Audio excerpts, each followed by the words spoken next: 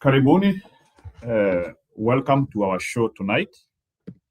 Yeah, it's my hope that umeshinda vizuri na hili gurudumu tutalisukuma mpaka tupate ushindi.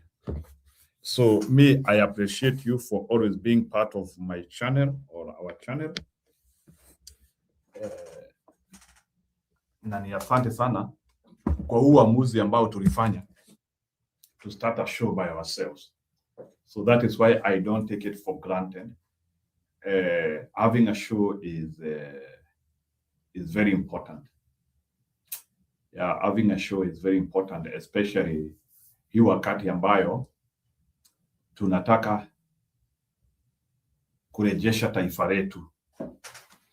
Yeah, ni kama vile mnajua taifa letu lishatekwa nyara na Ruto na vikaragosi wake. Na sisi kama raia lazima tujipange, na for the first time in the history of Kenya, raia wachukue taifa lao. That is why this engagement is very important, and that is why we cannot get tired. For the first time in the history of Kenya, tunataka sauti ya Mkenya isikike, ili wale ambao wanapanganga kutuibia kura zetu, this time round they have nowhere to hide and they have nowhere to do. First of all, I appreciate what is happening in America. Although najua kuna election, I want to talk about what is happening in America so that we can also use it as a learning thing. Akunanga kitu kama za kusahau, and let's forget, let's move on. That is what has destroyed our nation. Hakuna kitu kama cha let's move on. We will never move on.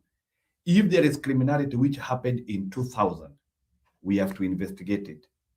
If there is criminality which happened in 2015, we have to investigate it. If there is criminality, if there is bad things which happened, whichever time, we have to investigate them. I know people don't support some things which are happening in America too much, but I want to show you something because it is important in building a nation.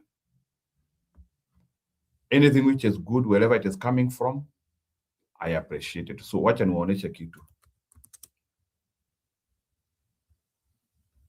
Nataka kuonesha because it is important. It is important.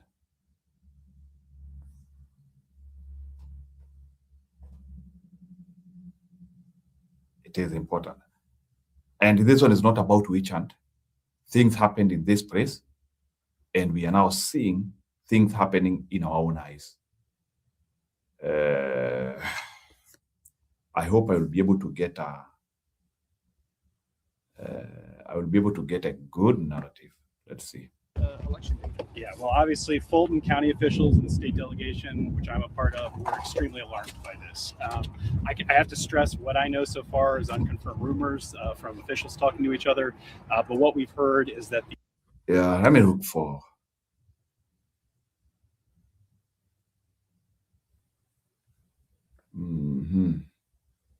I'm looking for a video which is I don't know to look for a biased explanation, because kama kuna watu walikuwa wanafuata uchaguzi wa 2020. Unajua wengine wetu hapa.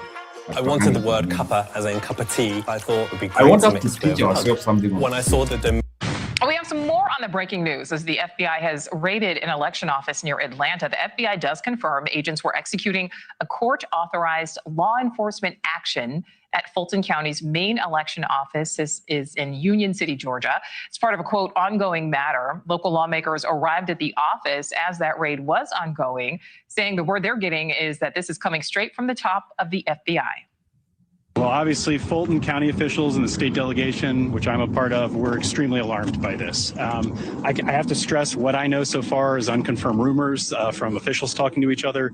But what we've heard is that the main FBI office, not the local FBI office, has been dispatched here to try to collect 2020 ballots. Again, ballots from not the last presidential election, but the one before that. And famously, Donald Trump has made Fulton County the object of his ire throughout the country. It's made Fulton County, national news for all the wrong reasons because he has pushed these baseless conspiracy theories that the election was somehow, quote, stolen and that Georgia was the epicenter of this. And of course, well, you will recall President Trump called the vote count in that state into question. The democratically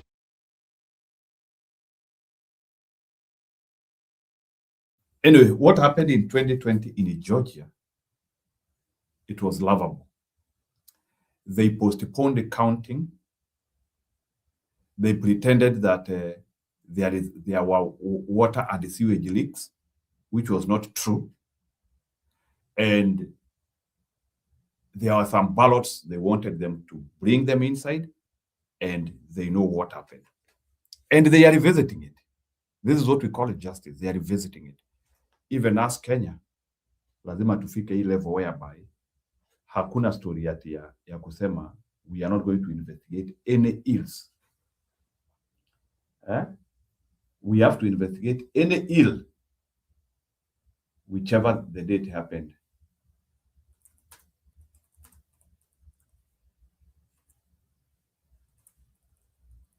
Kidogo tu.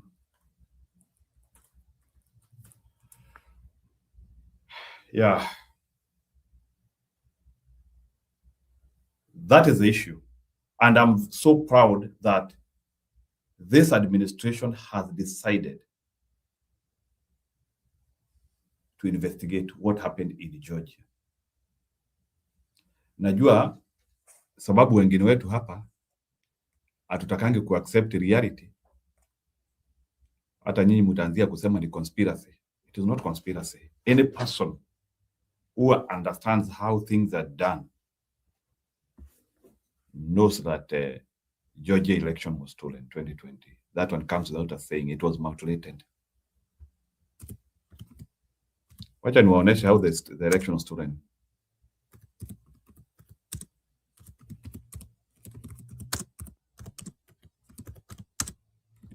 Because hapa ndio walikuwa wanataka Biden apitie.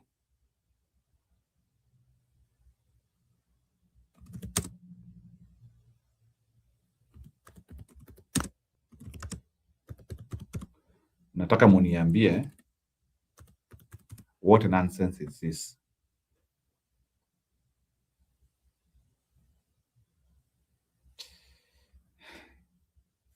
Nataka muniambie what nonsense is this? Mbona zingehesabiwa nje? What nonsense is this? Well, we've also got some breaking news right now, so we want to check in with CBS's Mark Strassman. He is in Georgia, where they're having a big problem counting some of the votes. Mark? Nora, this is an election return watch party here on the edge of Atlanta. These are mostly excited Democrats because when's the last time Georgia thought of itself as a battleground state? After a record early returns and essentially a day of problem-free voting, there is now a hitch in the tabulation of votes. I'm standing in Fulton County. Fulton County includes a chunk of Atlanta. Downtown Atlanta is State Farm Arena, where the Atlanta Hawks play. They are tabulating the absentee ballots of Fulton County, Georgia's most populous county. A water pipe has broken inside the arena. They had counted 86,000 absentee ballots. We don't know how many more they have yet to tabulate, but all the tabulation of those ballots has now stopped. We're told by election officials they may not finish tabulating those votes for a day or two. So depending how close the rest of the state is, we may not know the result of this critical battleground state for another day or two. That is because, again, a water pipe has broken in State Farm Arena. State Farm Arena is where they were counting the absentee ballots of Georgia's most populous county. And now that tabulation has stopped. Big development here. But Mark, do you know how many ballots we're talking about? My friend, nimesema tu niwaletee hiyo ili muone like how human beings can be taken stupid. Can you imagine A pipe burst stopped election counting. Did Georgia have only one building? Give me a break. Give me a break. A pipe burst. Unajua, nimesema lazima niwaletee hii because I know there are some people who hata wakisikia ati kuna raid zinafanywa in Fulton County in Georgia, they might think we are lying. This is stupidity which the Democrats and some funny people who controlled this place, because they were really interested in wanting a puppet in a president. So they had to do this. There was no way, and I can tell you because I know those areas, there is no way, no, because we know how elections are divided in America. There is no way in which Democrats could have won Georgia in 2020, 2024, even in 2028. They cannot. Things are, things are known. It's like telling me, and Georgia neighbors South Carolina. South Carolina is heavily Republican. So this is what happens. Some of these states, which some of these people want to pretend like they are swing. Also, the neighborhood determines. If you are neighboring a red state and you are a swing state, if the neighboring red state becomes more red, it means that the neighboring swing state has chances of becoming red. Sasa hapo sasa najaribu kuwafunza how numbers associate with each other. So if you want to know if Georgia will go to blue, for Georgia to go blue, you have to monitor South Carolina, which neighbors it. So if South Carolina is, because South Carolina will always be red. Na je, nataka usikilize hii because nataka kukuadvise hapa ili ujue hao watu wanatusomanga ujinga sana, they think we don't understand. So Georgia, let me show you a map. Just a map of US. I'm not trying to talk about issues the US hapa. I want to show you how we can use this information to make our lives better even in Kenya. Kidogo. I want to show you why it is impossible. Those are stupid. And the reason why election integrity in America has to be taken to bitter truth. And I want Kenya to draw lesson on this. Hakuna historia ya kuachilia hii ndio Georgia hapa. So I don't know if my map is clear. Sawa, je, utaniruhusu kidogo. Money.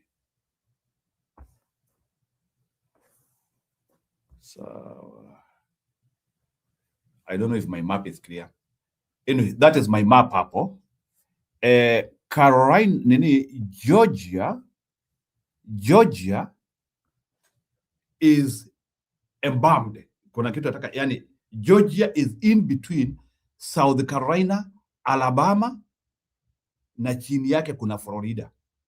So South Carolina nataka sasa hili na pia juu kuna Tennessee hapo. All those states which are forming a ring to Georgia are red.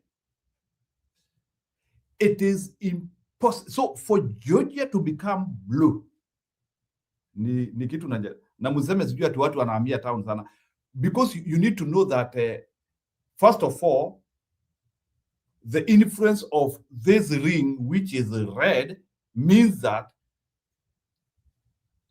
all the neighboring towns to these states which are outer, it means that those ones will be red.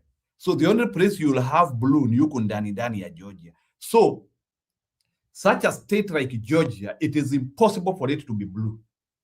So because Alabama is red, South Carolina is red, Florida is red. Florida is no longer a swing state. Florida is red because people have woken up. People are serious now.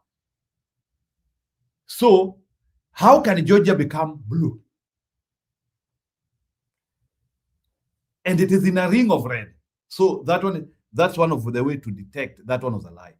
Let me show you another place. Even the reason why even Ohio has now become a Republican state. Nataka kuwaonyesha the reason why Ohio. And it used to be a swing during the reason why Ohio has now become red. It is because of Indiana and West Virginia. So West Virginia is heavily red. Indiana is heavily red. So, and Kentucky chini yake is heavily red. So, and that redness, Trump has been improving it. So that's why it is important having a good person who is heavily supported by his political party. Because now, even some of the battlegrounds where you think Democrats would take, hawawezi chukua. So that's how Ohio became permanently red. Let me show you how places like Pennsylvania, they started now being endangered.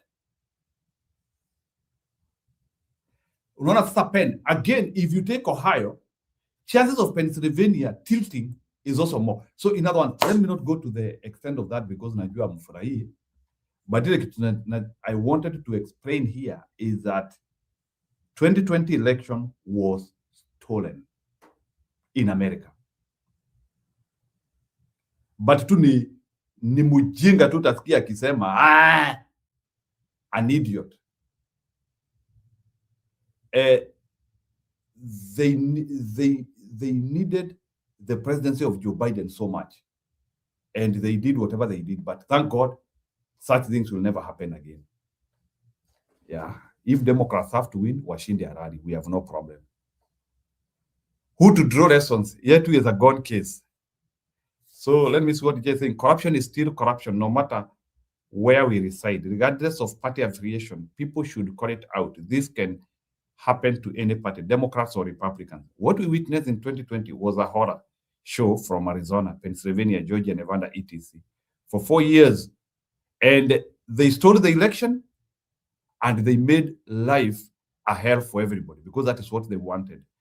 So the reason why 2020 had to be stolen, kwa wale watu hawajui, it is because they wanted to change our lifestyle forever. I hope Donald Trump will be able to stabilize some of the things they brought to us. They were so much interested in wanting us to drive electric cars, green energy, hiyo kitu wanaita green energy and climate change hoax. They needed it. They also needed us to be massively vaccinated with the COVID vaccine. And that is why we used to have certificates of vaccination. Lazima udungwe atili hata utembee na ndege. Ile ujinga watu walituletea. Now, why are they not asking for those certificates even after they achieved what they were achieving? So, it was a very pathetic moment of the world. And that is how America looked like a banana republic for the first time. Then there is another hoax. Nataka kuwa, unajua hapa pia ni pahali ya kukuja kuelimishana. And this one is not about being pro-America or pro-Chinese. There is very worrying news which are coming, even as people are saying that for your information, hii tunawapitishia tu, you can choose kuamini ama usiamini. Nitarudi kwa siasa yetu. China ishafika plateau phase. So kuna watu walikuwa wanangojea ati China itapita Marekani. Put it and the people who analyze China iweze pita pale. And na kuna kitu nataka kuelimisha tafadhali Anna and J. You need God to survive, for any civilization to survive. Najua hiyo mtu mtaanzia kuniambia wacha. Now there is a very worrying story of China. There is a very worrying story of China. Hii China mumekuwa mukishambikia. In fact, no one should be following China as a role model. That is a country on free fall. So China has already developed the maximum. And China, in the next 50 to 70 years, their population will be 400 million. It will be like the population of America now. And they cannot be saved. So China, population ya China iko kwa cliff na ina drop and they cannot be saved. And because, and I want to say this well, there is no civil, unajua nikisema hii mutaanzia kuniambia ni sababu it is because I'm a Christian. There is no civilization which can be sustained without reference to a supreme being somewhere. Because reference to a being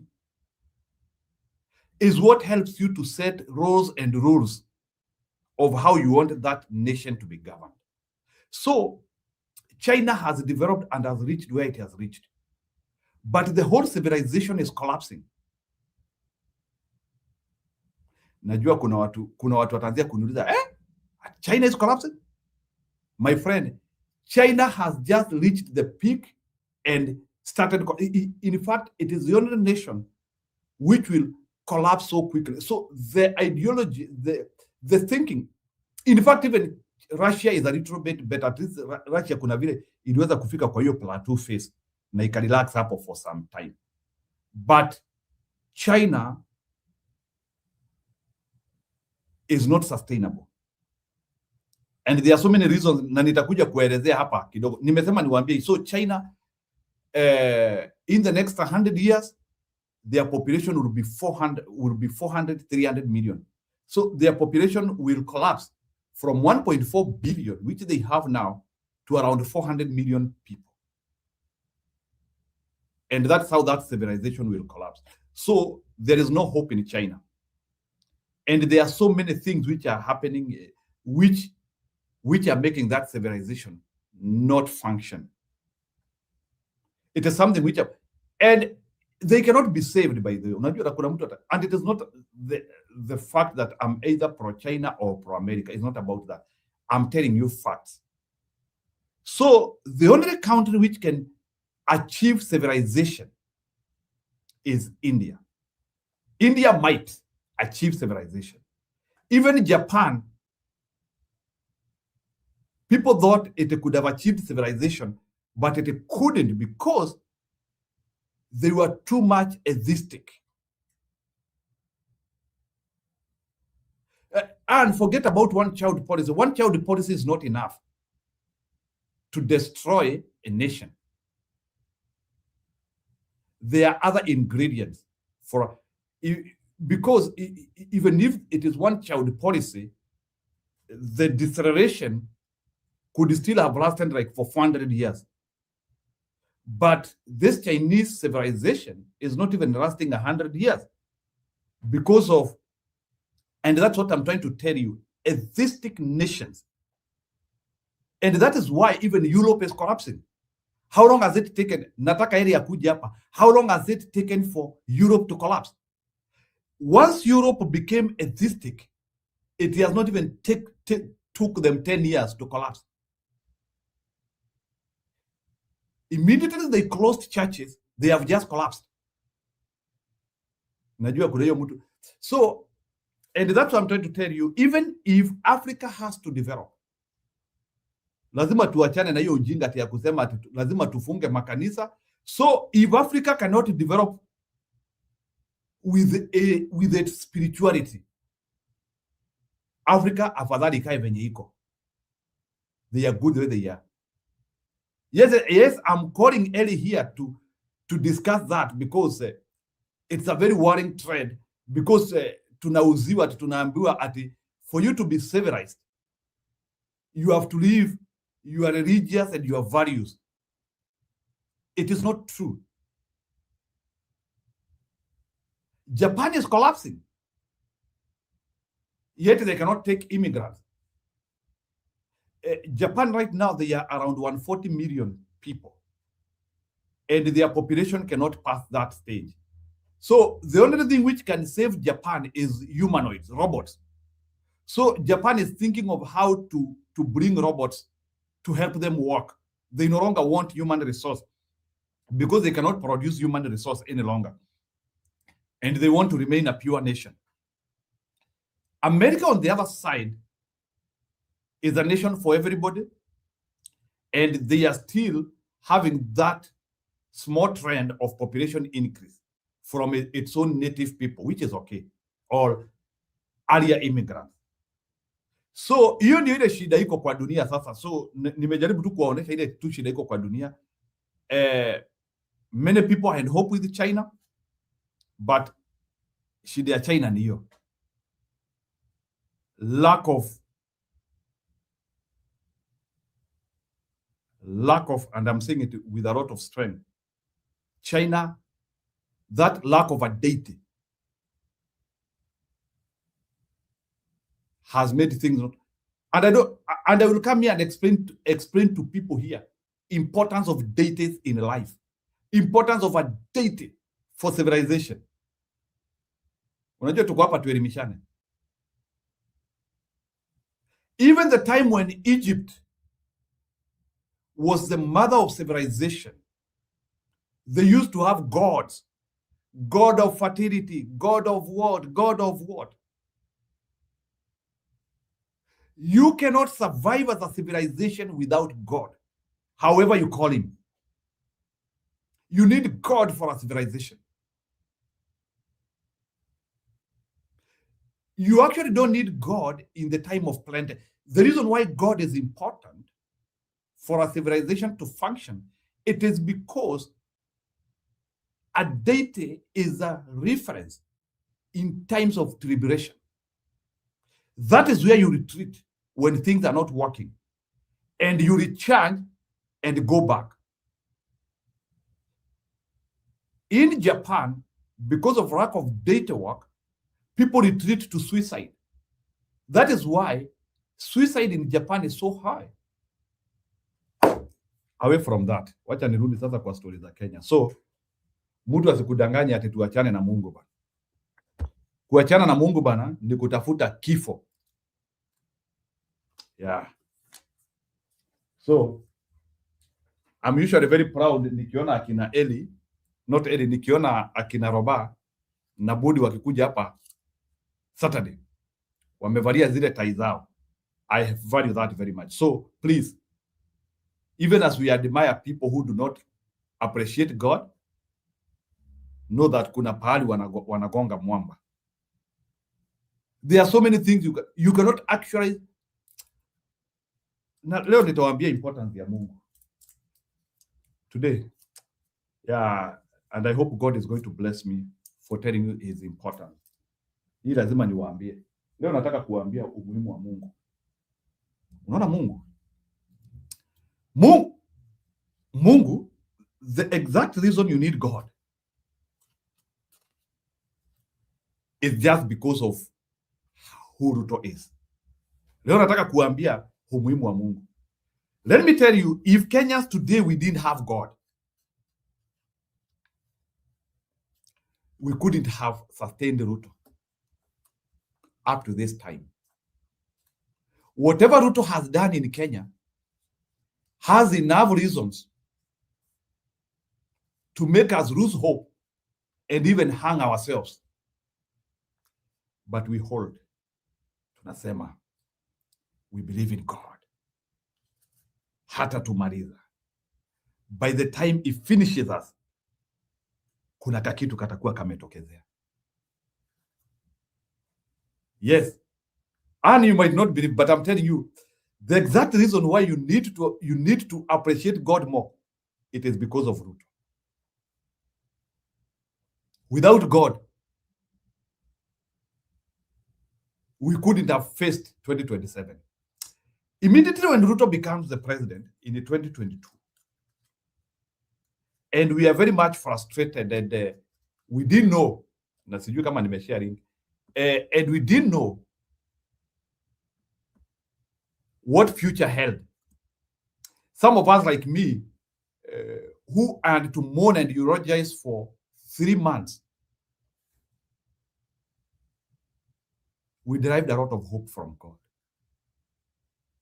Mimi nilifika pale nikaambia Mungu, God, in Jeremiah 29:11, you are the one who indicated that you know us. Even before I landed in Kenya, ulikuwa unanijua. So God, even this Ruto is nothing. This Ruto is a cockroach. Huyu Ruto hakuna vile yako. Na nikagonga blanketi. Nikasema enough to morning.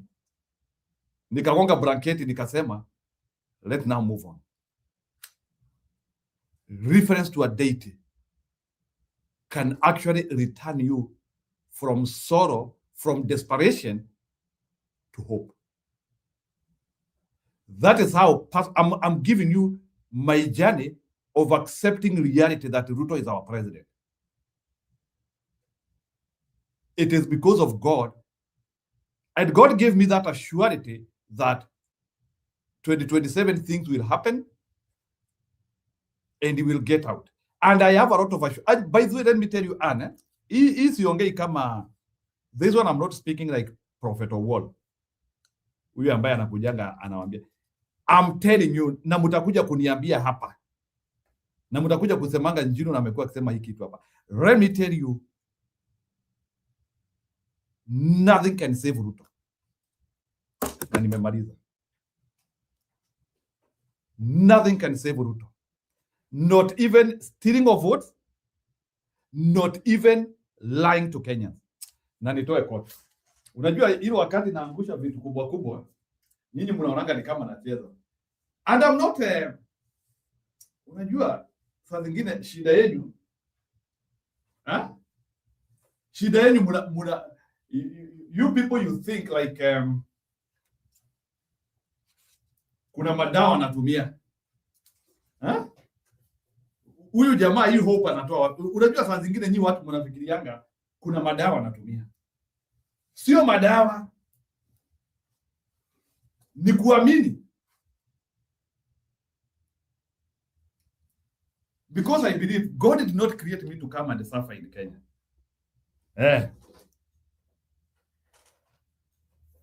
Nimerudi sasa. So, and that's something which, and you people take this, I'm telling you for free. Ruto cannot make it in 2027. Hawezi. And this is not about hope at nawambia. Uyu beshte, it is impossible. And I'm waiting for you people to, for the first time in the history of Kenya. Mimi nawambia ukweli, for the first time in the history of Kenya, tunaenda kutoa rais. Iyo mukaya mukijua. Na hakuna kitu nimetumia. I'm very sober by the way. Na sio uchovu. It is not a hallucination I'm giving here. For the first time in the history of Kenya, tunaenda kutoa rais. It is happening. Leteni kidore. Meri lete kidore. Unajua nyinyi mnafikiria ni kama I'm joking here. I'm telling you, for the first time in the history of Kenya, tunaenda kutoa rais mamlakani.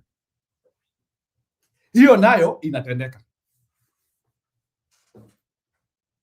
I'm telling you, free of charge. Wherever you are, go and relax. Ruto tunamung'oa. Ruto tunamung'oa. Ali ni sawa. We don't need to be together. We don't need to be together on that one. Lakini mimi, guys, and today I want to prove to you. Na niwape signs. Mnajua hata pore yangu by those siku hizi siwaambiangi. Pore yangu inasoma vizuri sana. My pore is reading very well. Namba ya Ruto hata, it is not even increasing even with 1%. One hivi.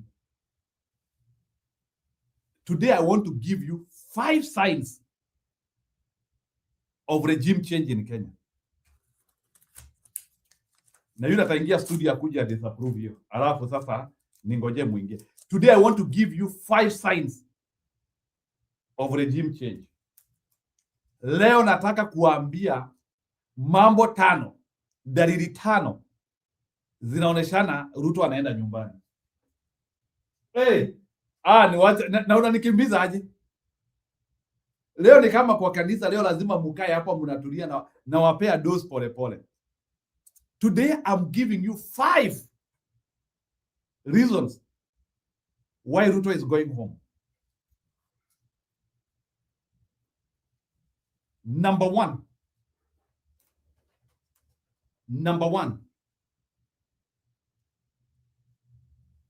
presidency under defense.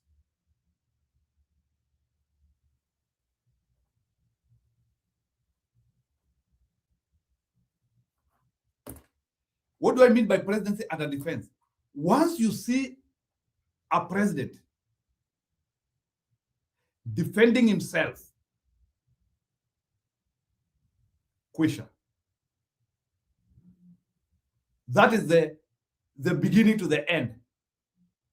This is what, especially in your second term, when you are seeking your second term, it is usually very simple. It is a reward. It is the citizens who start saying, huyu beshte tunampea term ya pili. And tell me how many people are saying we are rewarding Ruto with a second term sababu ya vile amefanya. I need a no or a yes so that I can move from 1, I go to number 2.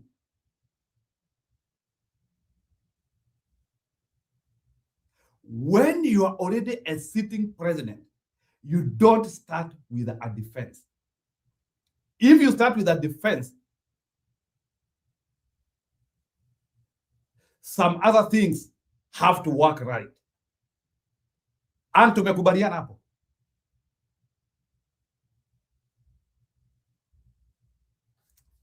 And I need to move to the next point.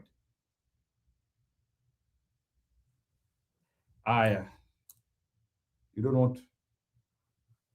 Sign number 1, presidency under defense. Nimesema hivyo. Once you start defending yourself as a president,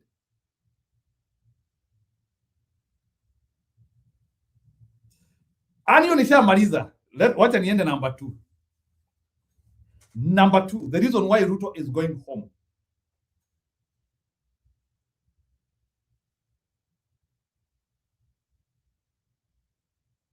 Number 2, it is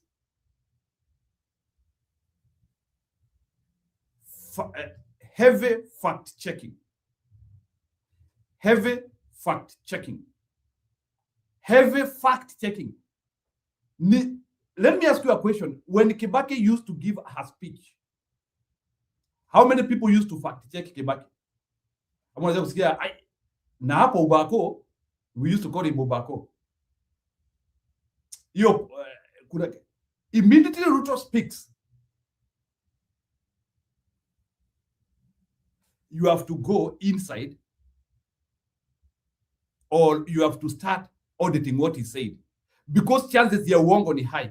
So once a president is heavily fact-checked, ukonoma, heavy fact-checking, you cannot be re-elected with fact-checking. Fact-checking is an anti-campaign for you. You can't recruit new people with fact-checking.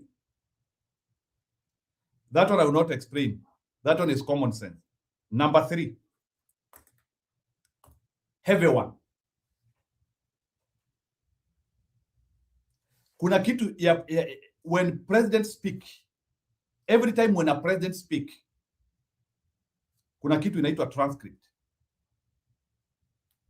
there is something we call transcript of a speech.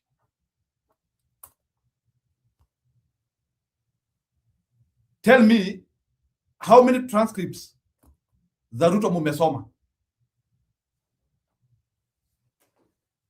How many transcripts za Ruto mumesoma? Because transcript means there is a consumer somewhere. That is why transcript ya speech inapeanangwa. So once the president stops giving transcripts because they know the information might be interpreted wrongly or they are not appealing to anyone. Yeye kazi yake tu ni yaongea apitishe siku. So Ruto presidency has no transcripts. So how do you build another 5 years with no transcripts? Hiyo nimemaliza. Na nataka unitafutie transcripts za Ruto. There's no any president. Hata Museveni Mubaya hapa kuna matranscript zinatolewa kila siku. Once the president speak, there is a transcript. Ruto presidency is not producing transcripts. That is a presidency on a rock bottom. Number four. Heavy one hii. Sasa hii ni noma hii. Na mbona ana uparaphrase hapo? Hilo nimeziandika hapa ili niweze kukumbusha watu. Number 4.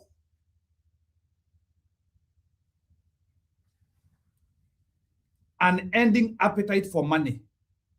An ending appetite for money by voters. Wewe ukikuwa rais na raia hawashibi pesa yako, raia waitishi miradi, raia wanasema tunataka kukula do yako, ogopa. It is a relationship of a man and a prostitute.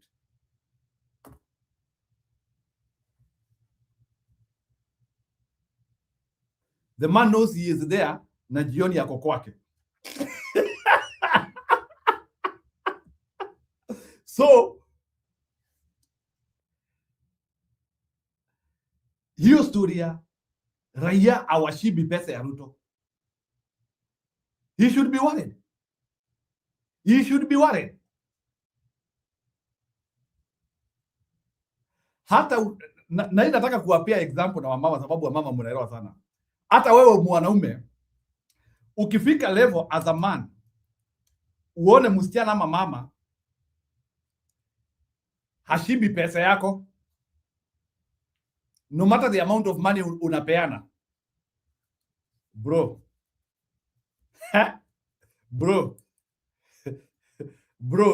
your time is limited. There is a possibility huyo mama asha detect that woman want to, anataka kukungoa, unataka kutolewa from the pole position hapo, na unataka kungolewa, so anataka kukula haraka haraka ili James aingie. Ashapatana na James. No. Ashapata. No, I'm saying, and women, I know you understand this. Wachana tena story ya pesa haitoshi. No. But for the person who you are caring for, ukuri kabisa. Unazia kusema anyway, in any case huyu mtu analipia watoto school fees, anafanya nini, vitu kama hizo. You care. Wacha nisimuumize sana. Hata unasikia as a lady hadi unasema hata niko na ngiri hapa. Jemo niko na ngiri. Usishinde ukinitumia. Lakini jamaa ambaye hujali, jamaa ambaye hujali,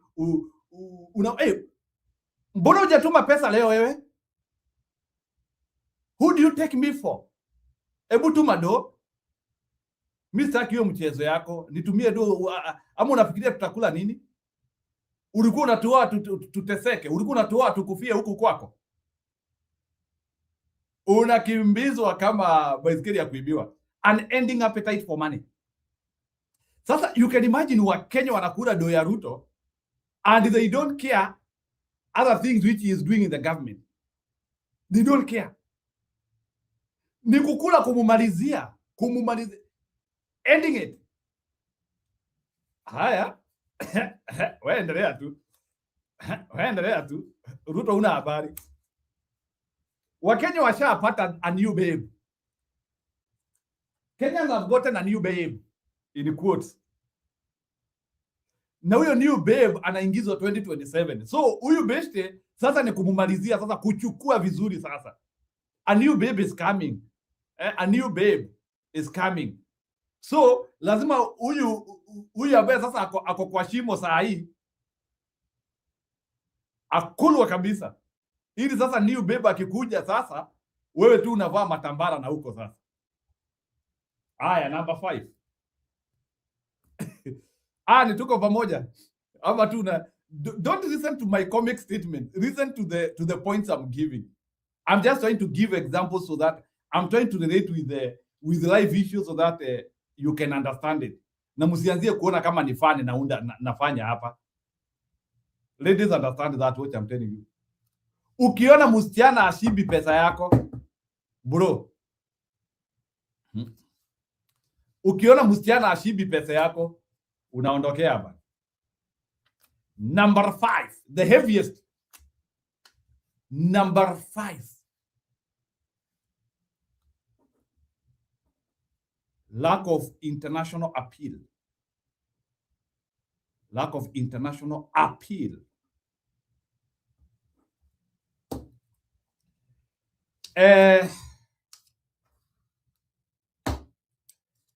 During Kenyatta time, how many international conferences do we hold? Na msiniambia tu Wakenya hatuna watu important kwa dunia. During Kenyatta time,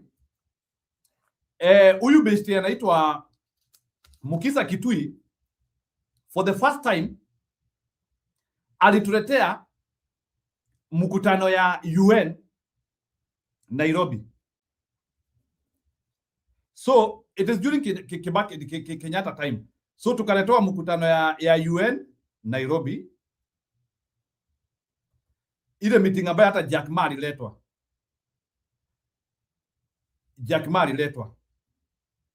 Forget about that.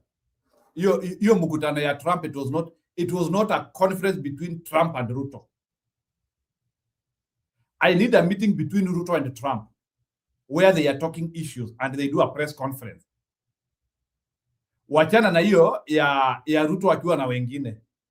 Wachana na conference. I need, like the way he was being embraced by Joe Biden. And ya karibu aongee huko Congress. Sawa. International appeal anakuna. In fact, even our tourism has reduced.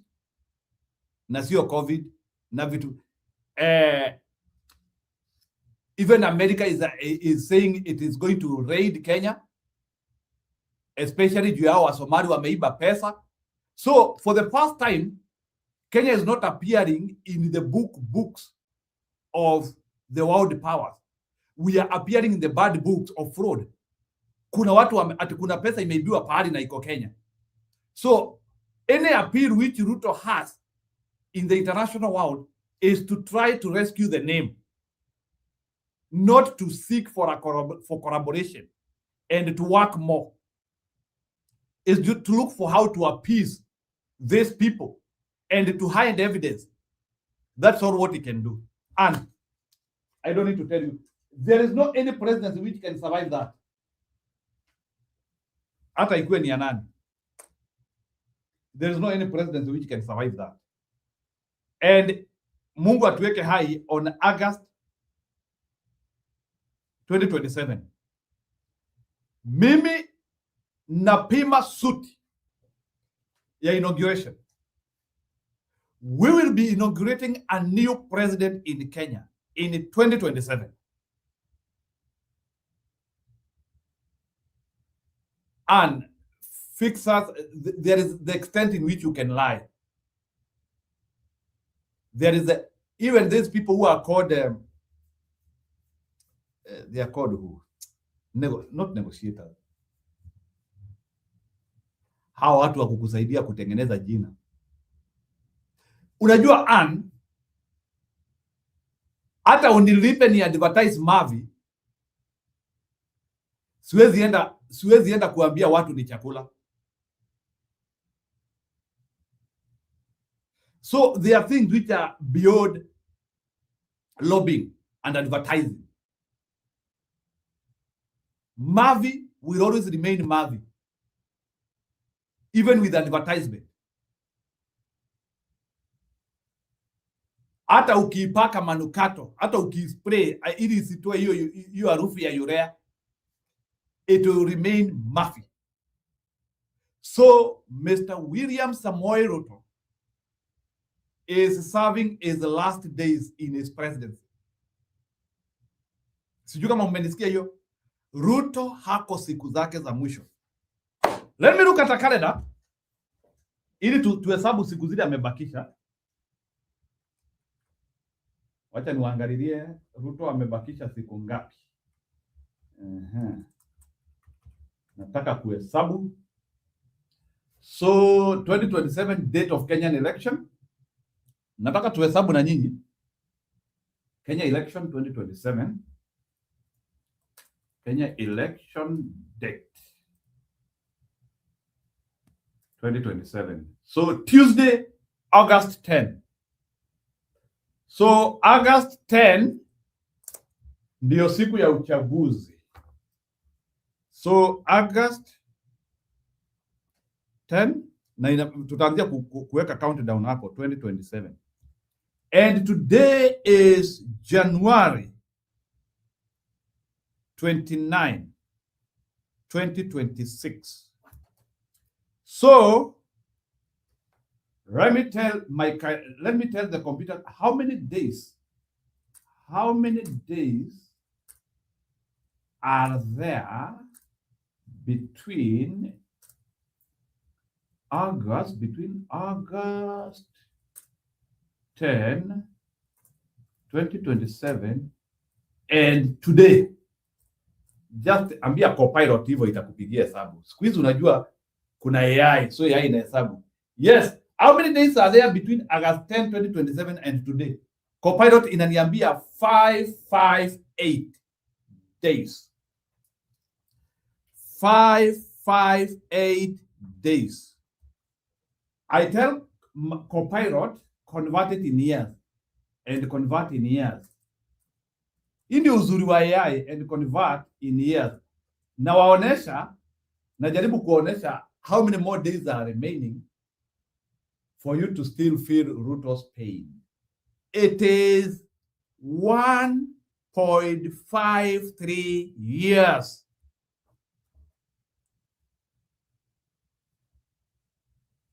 It is 1.53 years. AI ashatuambia hapa. So I'll be doing countdown here. So we have 5 and that one, and for that one to remain true, it depends with another statement Madhakarwa alisema. And another statement Gachagua said. Raila Odinga is on life support Ruto is on life support ya Raila, and Madhakarwa said Ruto government can collapse anytime. And that one is if his government does not collapse before the end of that time. Because hii serikali yake ni ya migomba ya ndizi. It can collapse under its own weight. Na jikute hana serikali. Ni mnacheza na Ruto tu. Leo sasa nimewapea preface mzuri. Nimewambia the reason why Ruto anaenda nyumbani. And let me tell you.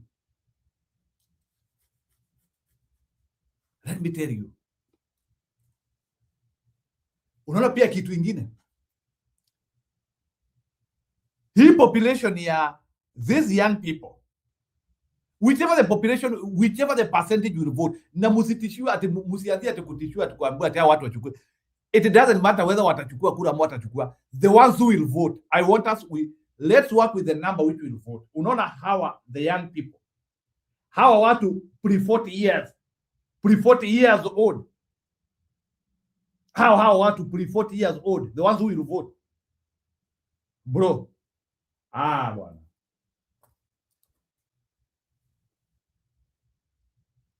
you need a script to convince them. Taranta Stadium is not enough.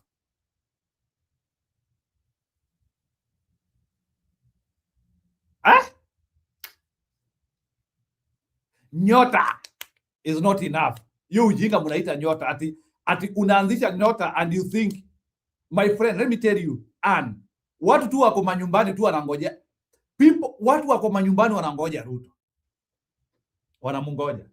Na hii kitu nimeiprove with very many people. I know. Nimeongea na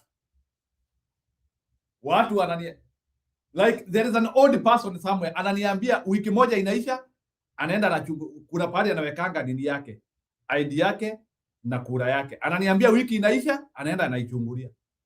Wiki inaisha, anaenda anaichungulia. Ananiambia for the first time in the history of Kenya, I will be the first person kufika kwa polling station. And even if it will take me 8 hours to vote, wacha watu waniletee chakula nikiwa kwa line.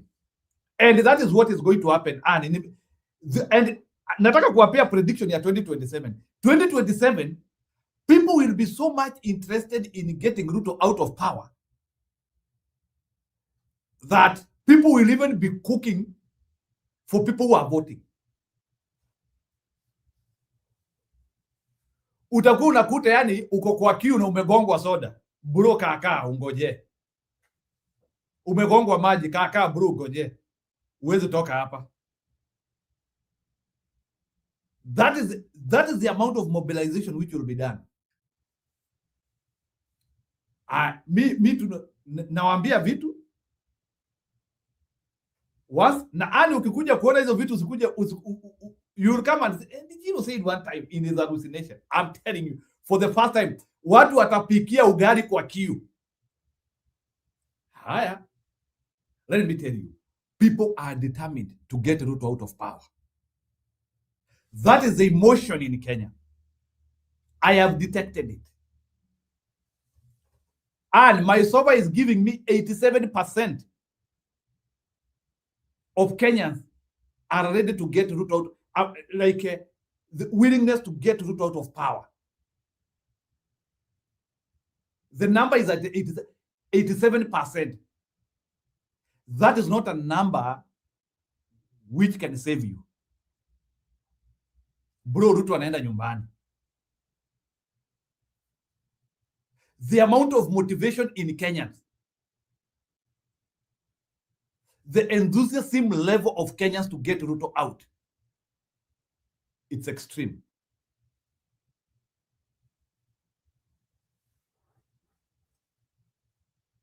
You might not see it, but the frustration of Kenyans wanting this guy out is there.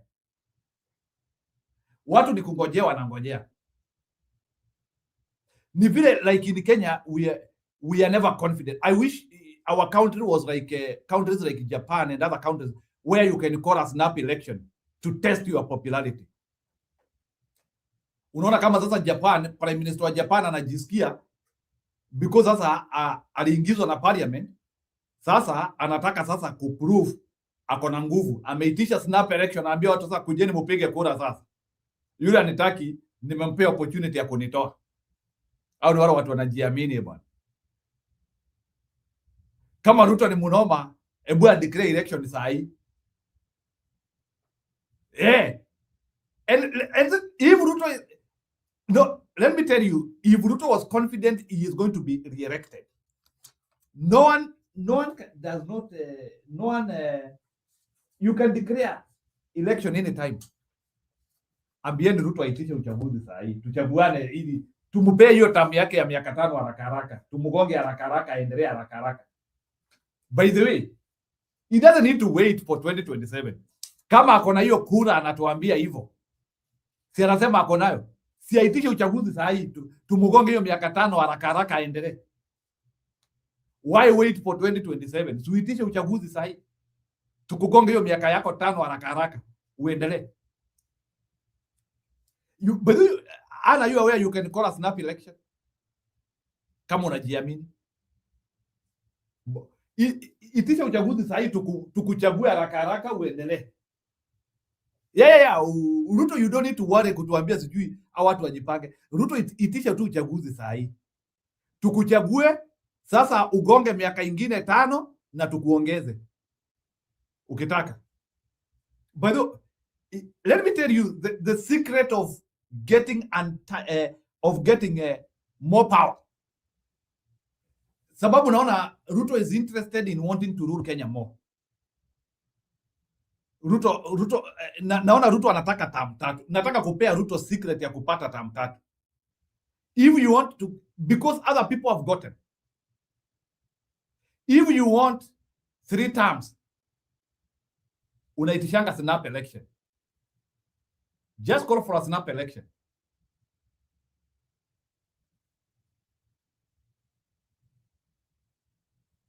Hakuna story ya mutaratara. Even in those places, even in UK, wako na hiyo mutaratara. Hata Japan wako na mutaratara. Snap election ni vile Kenya hakunanga kiongozi anajiamini. You see what you are supposed to do. Saa zingine as a president, ukidetect parliament, ukidetect there is a arm of government which is not functioning. That's what happens like in countries which call for snap election. Once you detect like there is a certain arm of government which is like beswaying you, disturbing you, unaitishanga uchaguzi ili watu wabadilishwe upate serikali poa.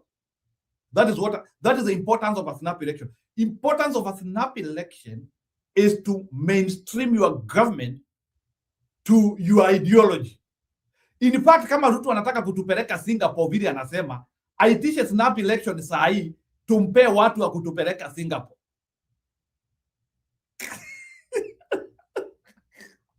Yeah. Yes. Just go and declare an election. Aende aseme within the next 3 months, Kenyans are going to a national election. Yes. Hapo sasa mimi hapo hata barabara ya kuingia Singapore naingia.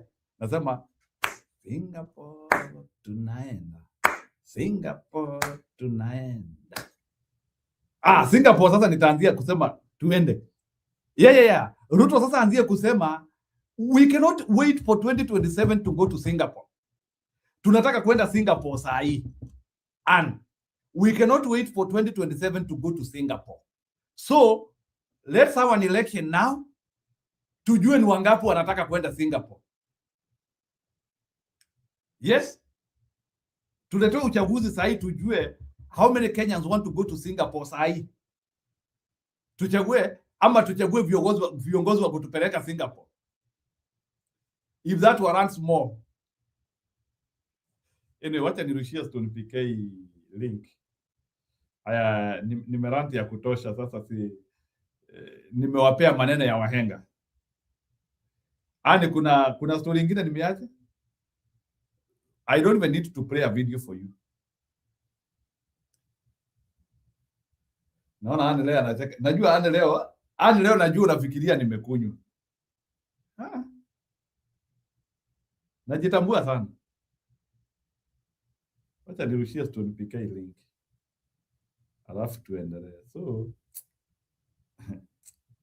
nyinyi hamuna habari. Huyu jamaa anaenda anakimbizwa. Haya. Sijawahi kuwa na confidence ya mtu kuenda.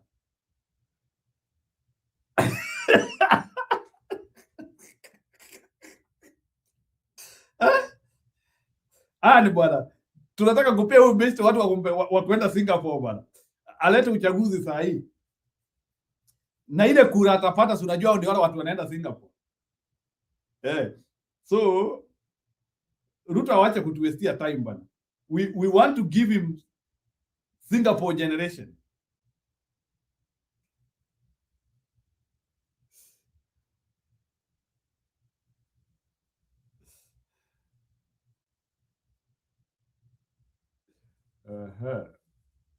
Can I get the link here?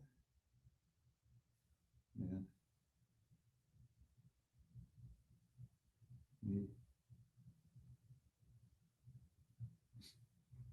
Najua ni waamini.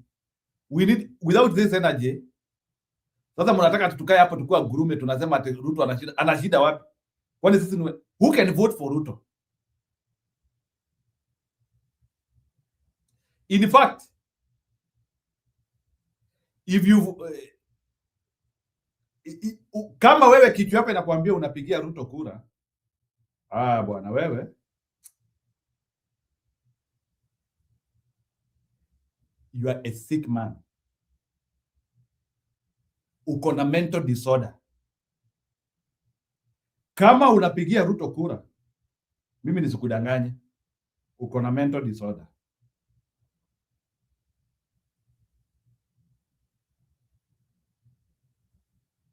And being sick is not problematic. You can seek for medical attention haraka haraka. So please, kama unasikia kichwa yako tu hivi hivi inakwambia pigia Ruto. Kama kichwa yako inakwambia pigia Ruto, tafadhali kesho huko hospitali. How would you support people who are stealing from you? Na uniambie uko normal. Uzuri unaona kama hapo Embu, ukienda Embu hapo EPGH, Provincial General Hospital, kando hivi hapo kuna kuanga na hospitali hapo, watu wanaenda wanadungwa mashindano, wale ambao vichwa yao ni kama imeruka kidogo. Hapo there is a inaitwa ni psychiatric center ya Embu, iko hapo opposite EPGH, ndio hii psychiatric center ni hii kipande kingine. At least unadungwa dawa, unasikia poa, you feel good. Wow. Anyway, I appreciate you very much. Kuna shida. So wacha tuone leo kumeshidaje Kenya.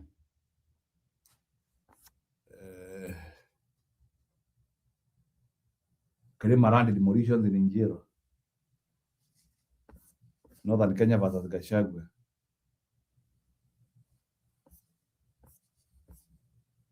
Hii ni gani?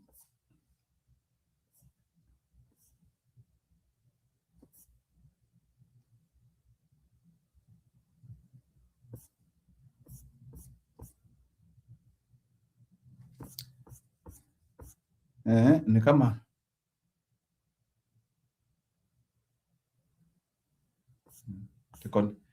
container traffic at Mombasa port hits record high in 2025. There's a lot of confusion. Leo ni kama hakuna mambo ama ni aje? Naona tu akina Aida pale.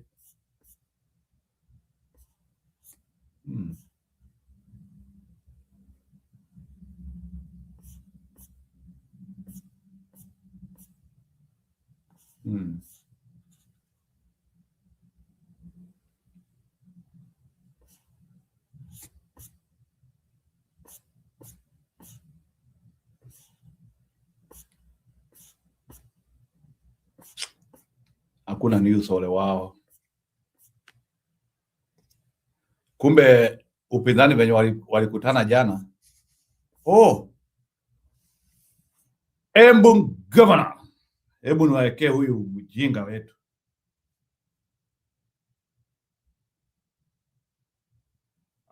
Siwezi weka hiyo nyota za ujinga. Wakati watu wanaibiwa nyota ndio mnasema mnapewa nyota. Hebu tuone huyu Mbaraire mjinga.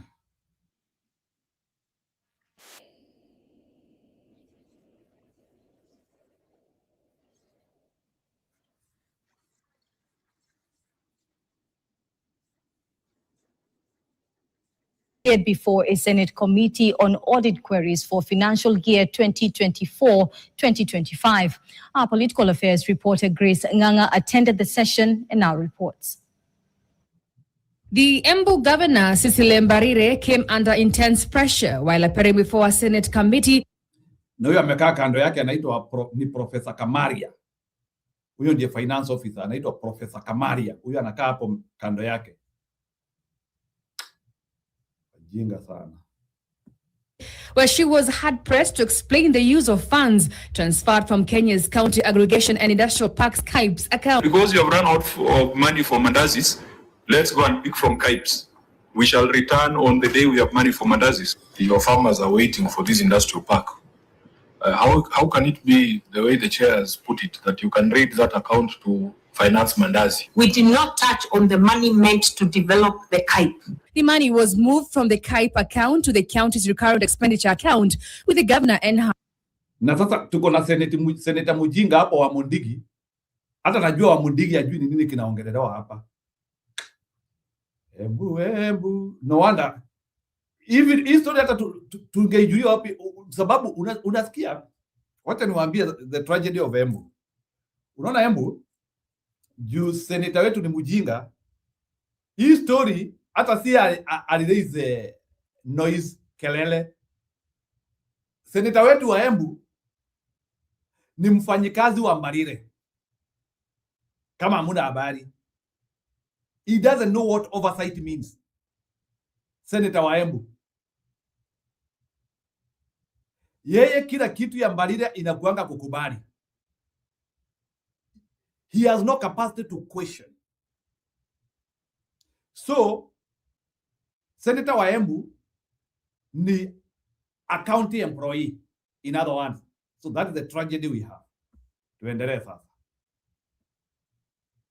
our team, initially unable to explain how it was used. What was the money used for? When you move it to the Embu County recurrent account, what kind of debits do you do there? Maybe I cannot be able to recall now, but no. Where is the entry that brought the money back? KAIPS is a government initiative to boost local manufacturing, value addition and exports by creating agro-industrial hubs in counties. Each selected county roughly receives 105.3 million shillings for infrastructure to support agro-processing, targeting job creation and economic growth. However, after sustained questioning, the governor admitted that the funds were used to finance the launch of the Embu Boda Boda Riders Circle. You're not special. You are under oath and you have an obligation constitutionally to tell the truth. What we were calling a Boda Boda Summit, where we were launching the Boda Boda Circle. And he came and told me, we have no money. There's no money yet. There's a delayed exchequer, and the summit was here. And this money we had undertaken to give to the circles. 2 days ago, we had a similar case where they raided the deposits account to finance a housewarming for the speaker's residence. So, I mean, it's just the same thing, maybe different flavors. The Auditor General has already flagged the transfer as illegal, noting that KAIP funds are ring-fenced for agricultural insurance and related activities and should not be diverted to other uses. First of all, it was illegal because they ought to have gotten that money from the COB. These are those criminals who know they are breaking the law. These ones, remember. That it was an illegality, and I want to promise that going forward, that is not going to happen again in Embu County. The admission has intensified scrutiny of the county's financial management, with senators warning of possible consequences over the misuse of program-specific and donor-supported funds. Grace Nganga, KTN. Well, an interesting story there. Wow. Hey. Wow. Stone PK, ulikuwa unafuatilia hiyo ujinga ya baridi hapo? Sana ametoa 48 hours na bodaboda. Kesho kutwa wanaendea their 10 million. Bodaboda wamepeana 48 hours. Kesho kutwa wanaendea their 10 million. Kwa Mbarire. Sana. I think we need to have na nikuulize huyu senator wetu Mundigi tuonaga, where was he when all these things were happening? To do what? He was supposed to flag it before anyone else. He is the senator, the oversight. Hello, Jiro. Jiro unanichanganya bwana. Ati who was supposed to oversight?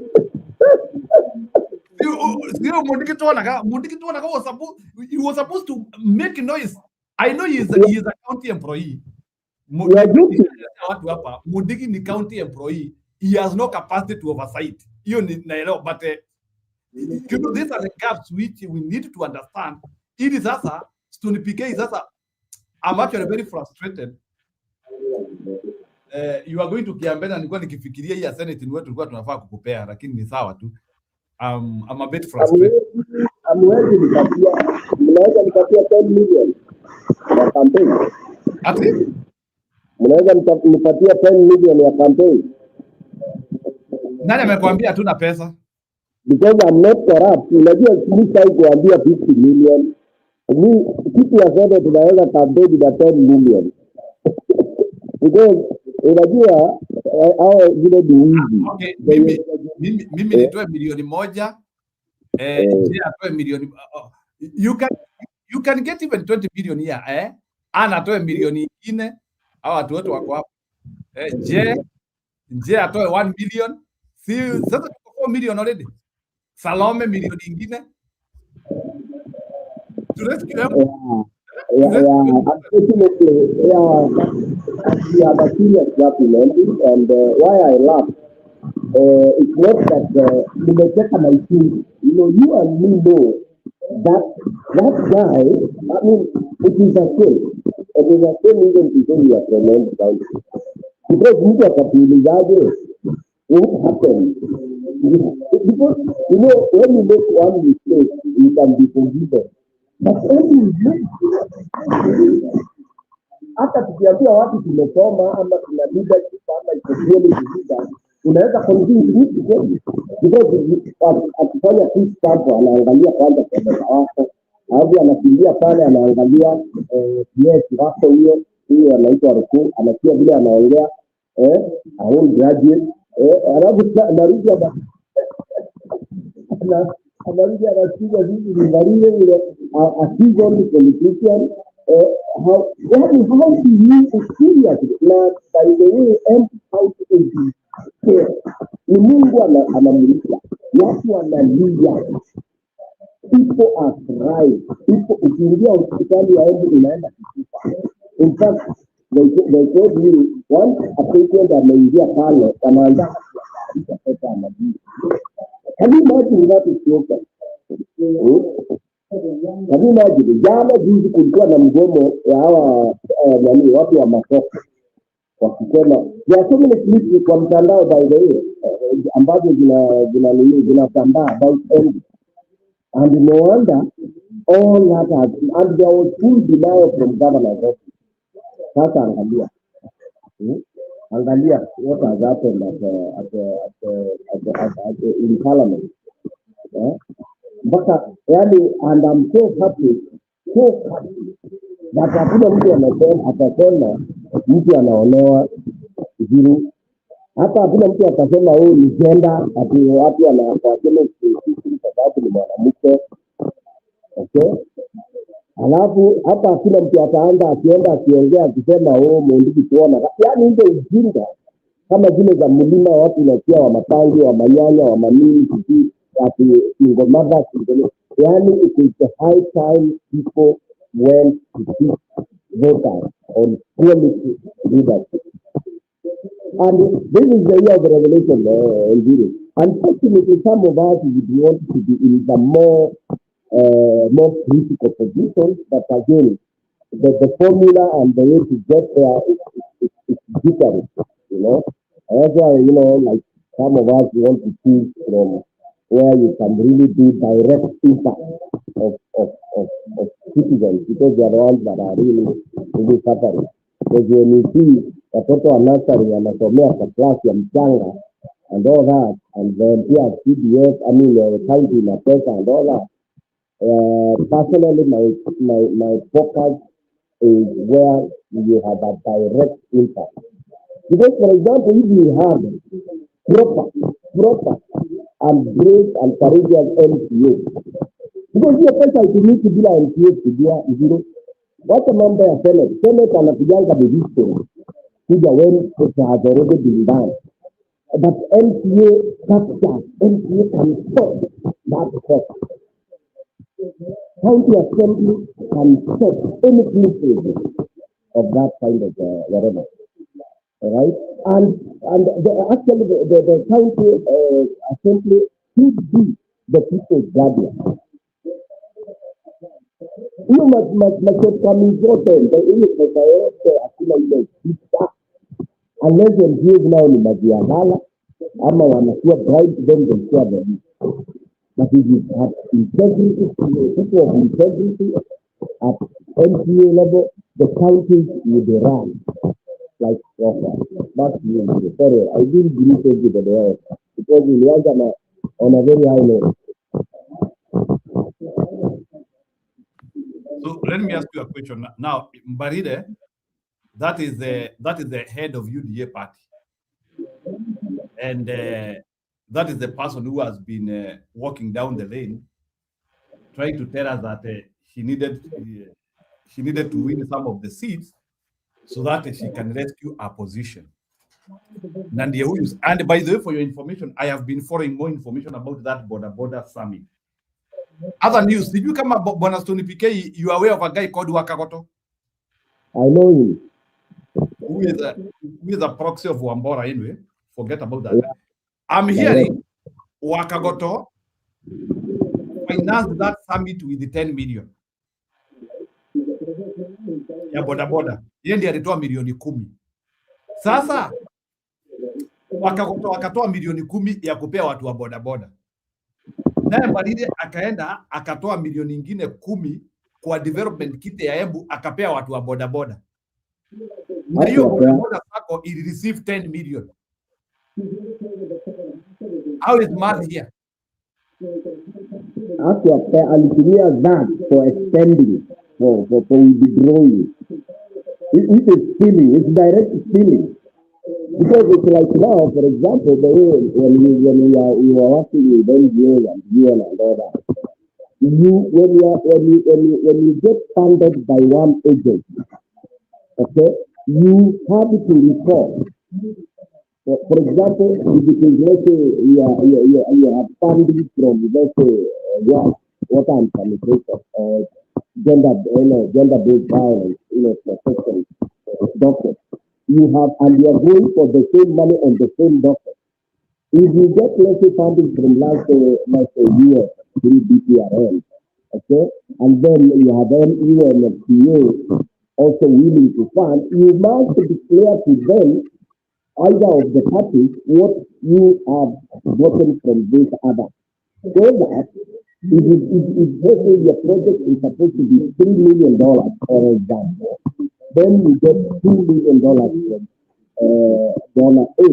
You have to inform the other one that now I have 2 already, so and my project or program needs $3 million. Then they give you the difference, or they can decide to give you equivalent and tell you to expand the program. Meaning there has to be transparent.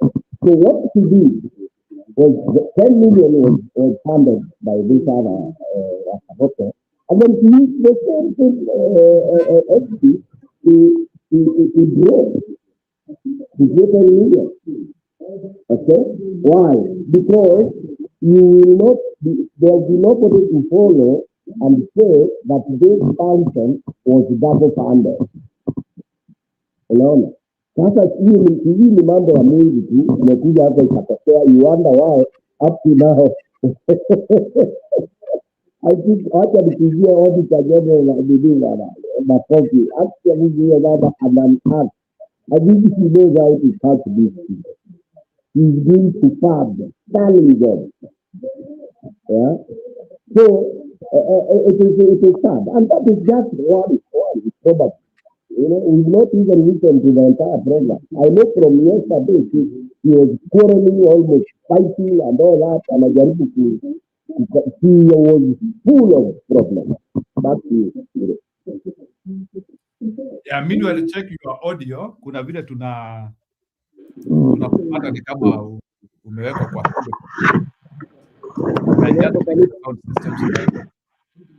can enjoy your information. So anyway, those who are from Paraire, mjinga sana. Aya, wacha niwekee mjinga mwingine.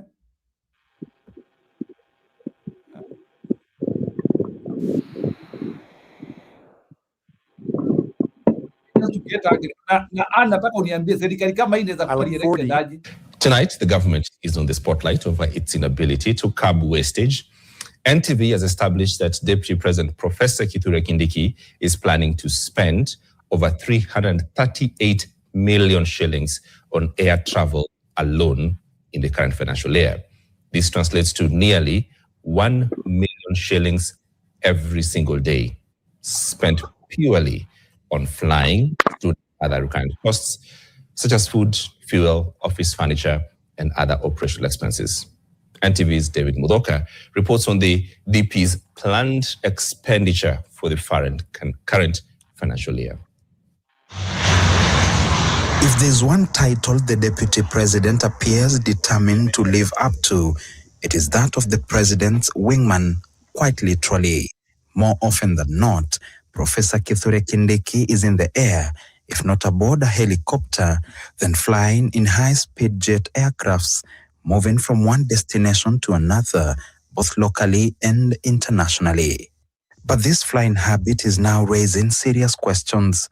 Between July last year and June this year, the Office of the Deputy President plans to spend 338 million shillings on air travel alone. NTV has reviewed figures submitted by the Deputy President's Office to the government's electronic procurement system EGPS, which shows that out of this amount, 150.2 million shillings is allocated to helicopter services, 144.05 million shillings to commercial flights, while 44.57 million shillings has been set aside for chartered aircrafts. Data from the Office of the Control of Budget further shows that between July and September last year, the Deputy President's Office spent 425.87 million shillings in total, with 43.84 million shillings going solely to domestic and foreign air travel. Interestingly, this first quarter appears to have been the least flight-intensive period, as payment projections seen by NTV indicate that air travel was expected to rise sharply between October and December, and again between January and March.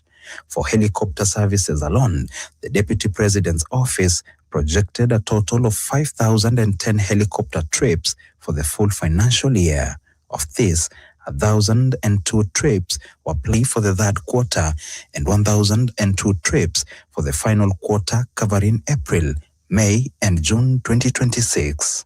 Commercial airline travel was projected at 18,400 trips across the year, broken down as 2,755 trips in the first quarter, 6,320 in the second quarter, 6,265 in the third quarter, and 3,060 trips in the final quarter.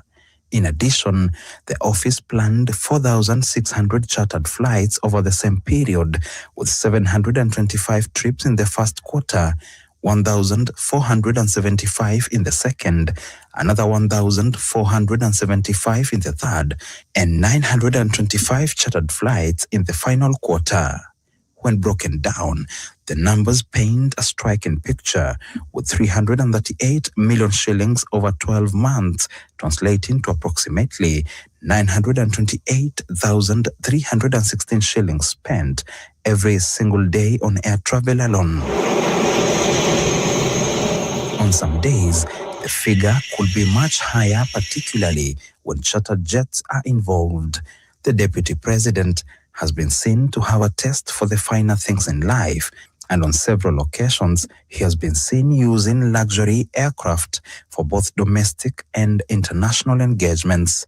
In November 2024, just days after assuming office, Professor Kindiki traveled to Botswana to attend the swearing-in of President Duma Boko, flying aboard a Rolls-Royce powered Fokker 70, an aircraft comparable to Kenya's official presidential jet. The aircraft has a maximum takeoff weight of 41,730 kilograms and can carry between 72 and 85 passengers, depending on configuration.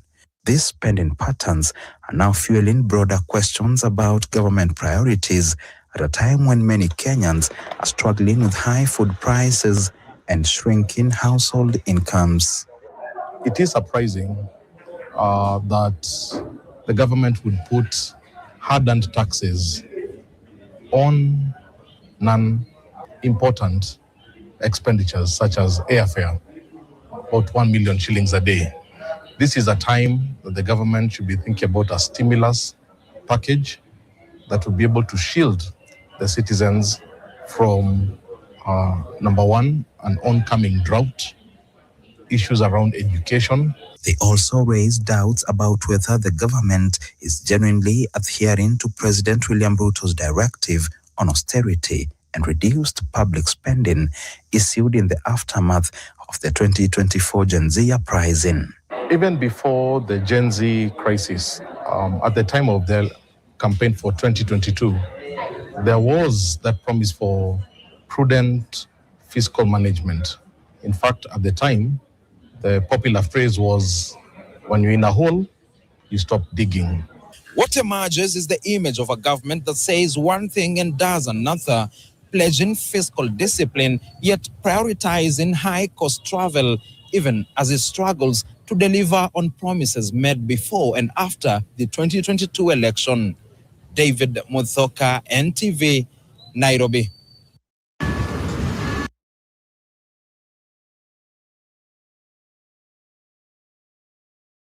Na hao ni watu wanatafuta second term. And the Kenyans are listening to them. An idiot is using 1 million per day. 1 million per day on flight. I cannot comment. Na unasema hawa watu wanaweza rudi hawa.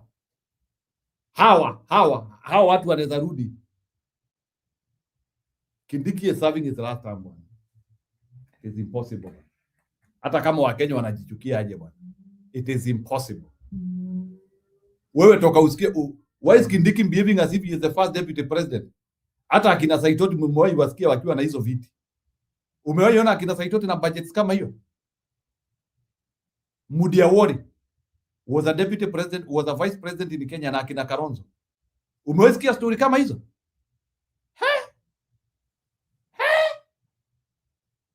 Tony PK, I cannot react to that. Huyo ndiye sasa Ruto alikuwa anataka. Kama ubesi anatumia hivyo na budget ya Ruto iko aje? Si budget ya Ruto ni 5 times that one. Hawa watu bana, nyumbani. Wakanyange kubwa wakiendanga. Hawa watu wametuchosha bwana. Kubwa wakiendanga sasa. This one cannot be tolerated. Stone PK, go ahead. Yeah, it is astonishing. Am I audible now? Yeah, I think I can hear you. Na wale wanatusikiza on the side. No, uko sawa. I can hear you. Go ahead now. Yeah, I think stories za Kenya Njiru ni disheartening. Nafikiria tumefika mwisho, honestly. Na tumefika mwisho mpaka ile sasa unaona hata hakuna haja ya kungojea elections. Unaona? Hii sasa ni kama mtu emergency na unapeleka mtu kwa ward. Na hii unaona ni anataka kwenda inaitwaje ICU. Anahitaji kwenda surgery, aende theater mara moja, wewe unaanza kumpeleka kwa ward. Na mtu amekwisha almost. For Kenya to be saved, life saving issues hii. Na unfortunately it is unfortunate that hatuwezi jua kuharakisha huyu jamaa aende. Hata asione budget ingine. Unaona? That is a big problem. Hebu ngoja nichukue hii simu.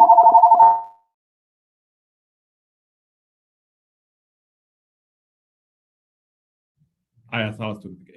It is disheartening. Vitu zingine tu hata unasikiliza ati na hao watu ndio wako kwa uongozi.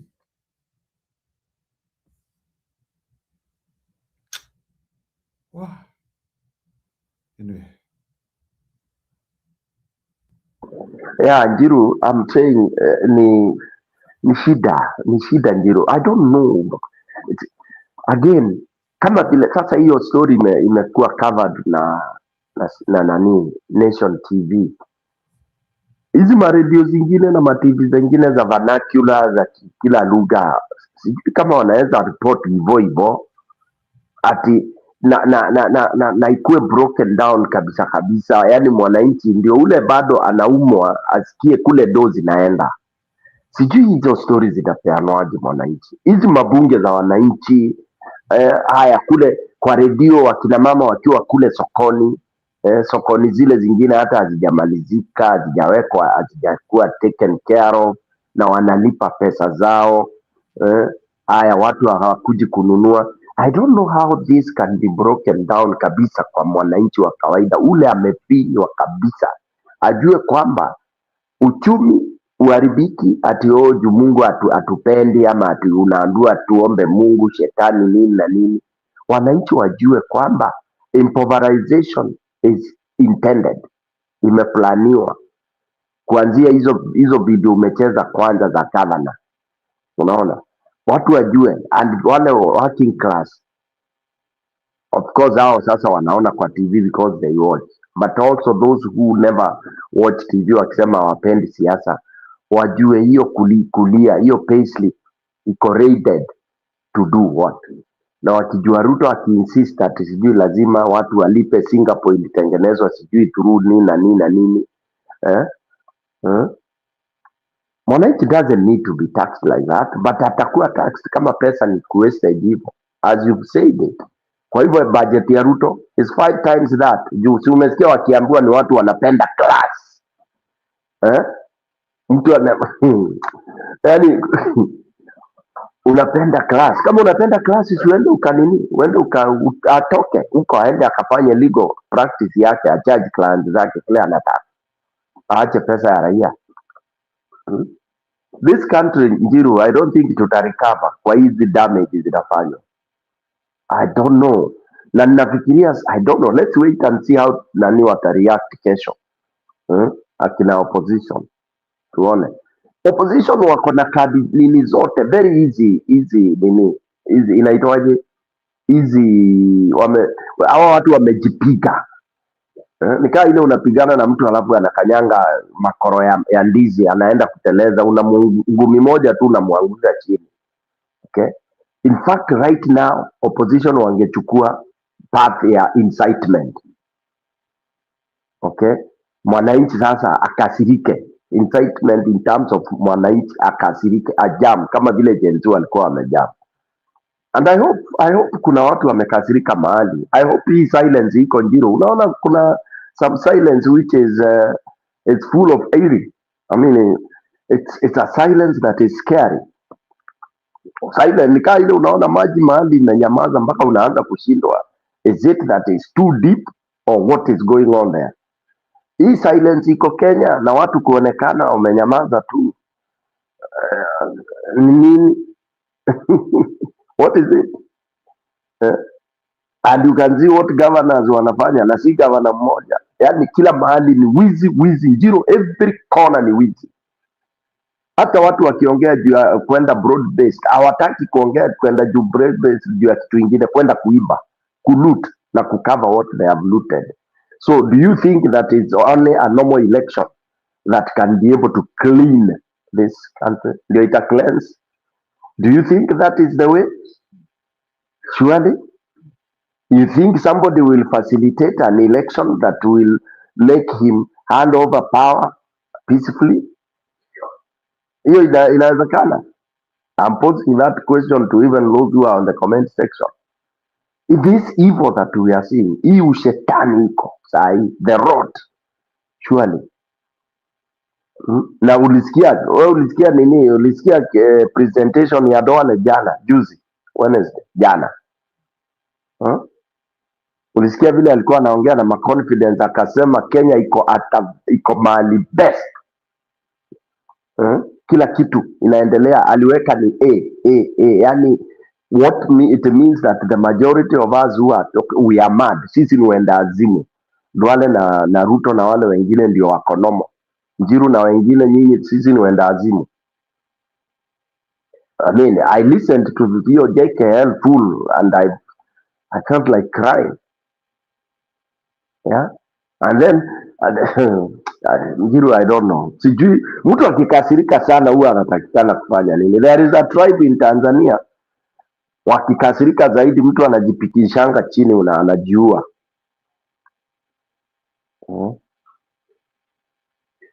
Okay, wacha nikurushie 2 back-to-back videos ili si umeona hiyo opulence ya huo mjinga.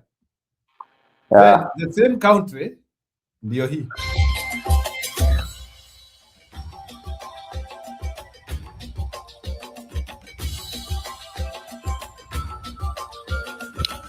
Na mtazamaji, hujambo na karibu. Jina langu ni Sam Amani, mwenzangu kwa lugha ishara ni Philip Omondi.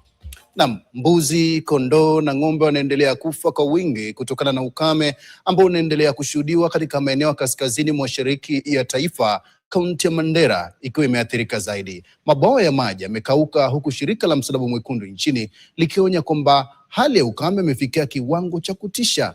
Hamza Yusuf na timu ya KTN walioko Mandera wamenasa baadhi ya matukio ya kusikitisha mno katika maeneo hayo. Tunawaonya kwa watazamaji kwamba baadhi ya picha huenda zikatatiza.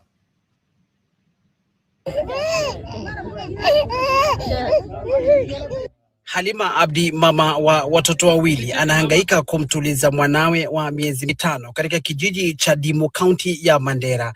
Ukame mkali umemlazimisha kusubiri maji kwa siku mzima. Bila elimu rasmi ni vigumu kujieleza changamoto anazopitia. Hadithi yake inasimulia hali ya kina mama wengi na jamii ya wafugaji katika eneo hili. Kuna shida ya chakula, kuna shida ya dawa, kuna shida ya maji, kuna shida mingi hapo. Watu karibu ako mambo yao hapana iko sawa.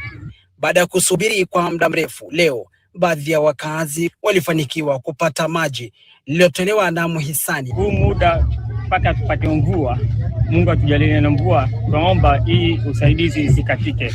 Hasa senta kama hii, unaona watoto popote panye wako. Hii ni mara ya tatu tunaendelea kuwawekea. Takriban watu 1327 pamoja na mamilioni ya mifugo wameathirika. Shirika la Msalaba Mwekundu limetaja hali ya Mandera kama janga la kibinadamu.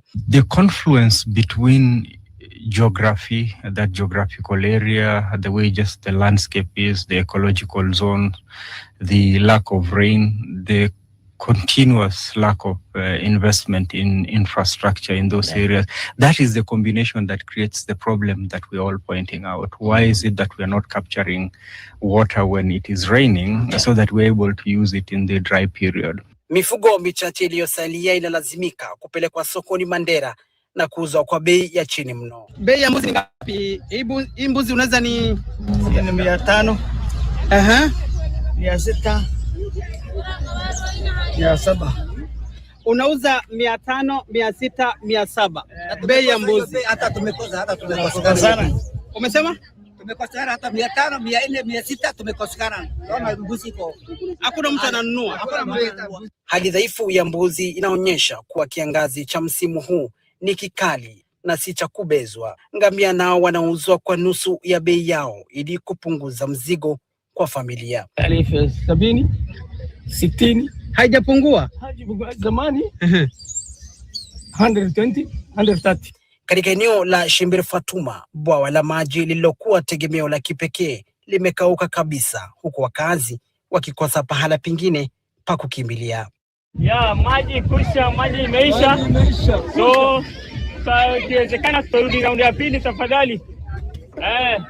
Mtazamaji, ndio ujumbe wa mwisho kutoka kwa jamaa huyu, na anasema kwamba kwa sasa amemaliza maji, na ni masikitiko makubwa sana kuona wananchi bado wakihangaika na jamaa huyu mwenye gari la kubeba maji hana uwezo, ametimiza tu lake kwa leo. Sehemu hii ni katikati ama inaitwa Dimu, ni katikati ya Daba City na Kutulo. Kwa hivyo mahitaji ni mengi sana katika sehemu hii, si malisho, si chakula cha mbuzi, chakula cha binadamu, na pia bila shaka cha muhimu zaidi ni maji. Hamza Yusuf, KTN, Kutulo. Na taarifa kusikitisha hiyo kutoka eneo la kaskazini mwa Kenyans, can you react to that? Tumemaliza story ya Kindiki kutumia ndege 1 million per day. Now ni watu wa Northeastern. The same Northeastern Gachagua talked about. Na by the way, hii njaa iko sisemi anyway sisemi ati watu wako na chakula Kenya mzima. But hii shida iko Northeastern is not the problem which is in other places kama ya njaa. So Gachagua pointed that very well. Hao ni watu hawana chakula. And you cannot even hear their governor saying he has an immediate measure ya hao watu wako karibu kukufa because of food. Yet they are the people who receive the biggest amount of kit, 11 billion, 10 billion, one county. Na si ati ni watu wengi. In fact, if I was this county, hata naachana na maendeleo naachana na kila kitu. If I was the governor of Garissa, Wajir, Mandera, Marsabit, ningechukua hiyo pesa ya county yote na ninunue chakula. For me, I think that one would be a more godly cause. As I look for mechanisms of having more permanent methods of like ya kuchimba mabwawa, na sababu hizo mabwawa ni kutudanganya na kutudanganya. But that money is enough to buy food. 11 billion can buy food.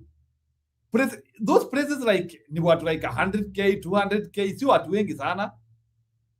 Wanaweza nunua dishi. Stone PK.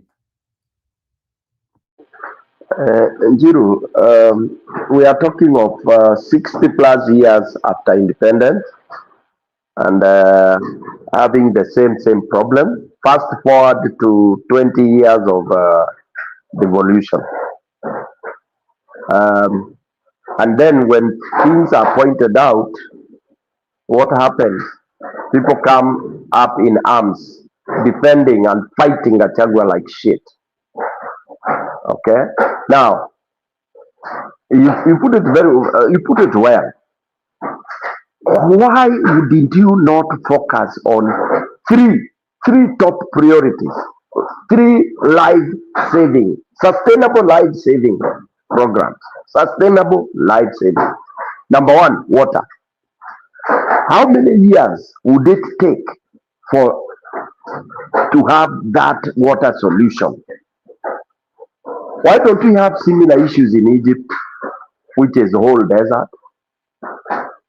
People will say the river runs. Yes, the river runs through the Nile, but it is wide, far and wide, right from the river doesn't cover the entire whatever, but wamesambaza maji. Now, when it came to this discovery that was there about the water quivers, what happened? Why was it shelved? Kwa nini ilikuwa shelved? When they said we had water that can last 500 years or something like that. What happened?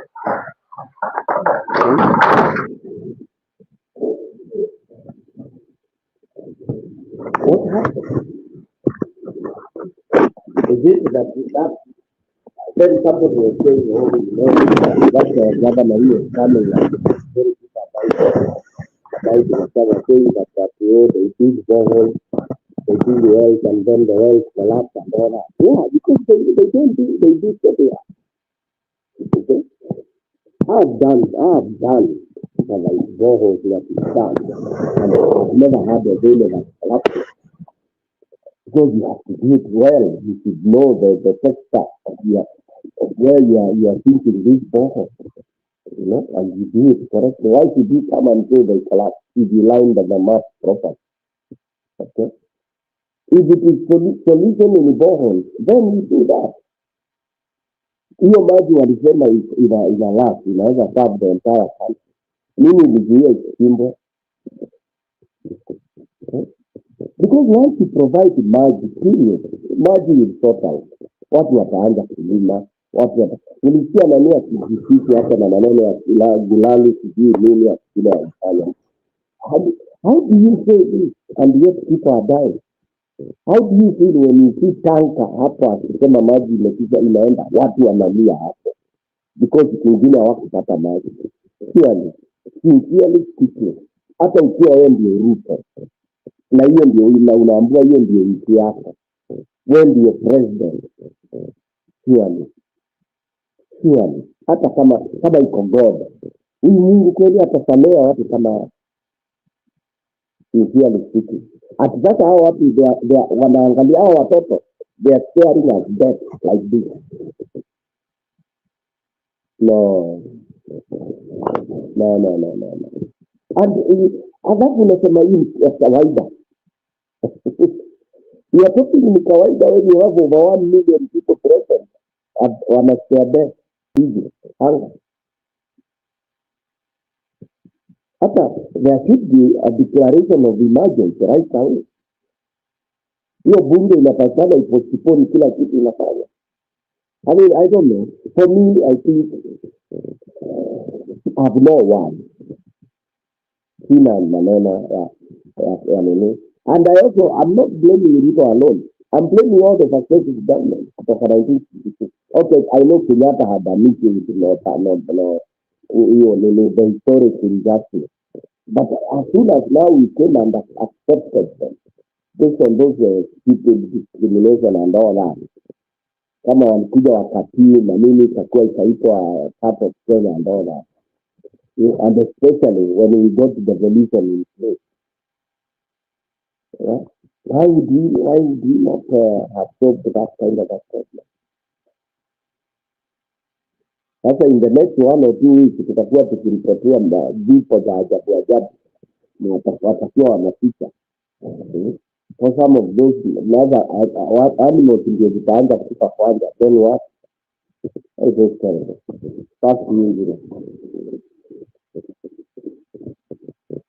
Okay, first on PK, I think that one is in order. Kuna mtu alikuwa anakuambia ukaribie mic, but yeah, that is Kenya for you. The nchi ambayo things are so bad, but still siwezi wekea Ruto hiyo nayo siwezi.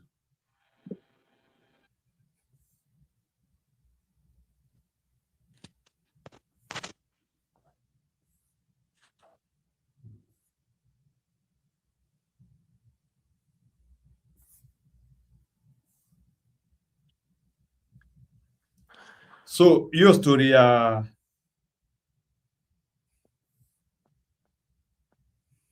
ya huyu jamaa nasikia ni kijana wa Raila na nani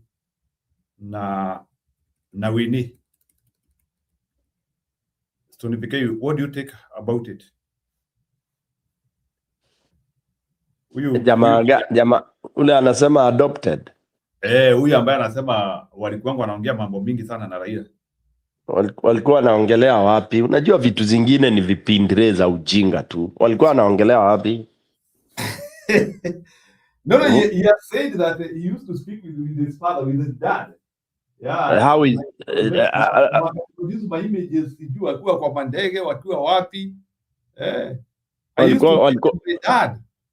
Walikuwa kwa ndege. Umeona hizo images? No, I'm just saying like he is trying to prove that he was closer to Raila than people are imagining.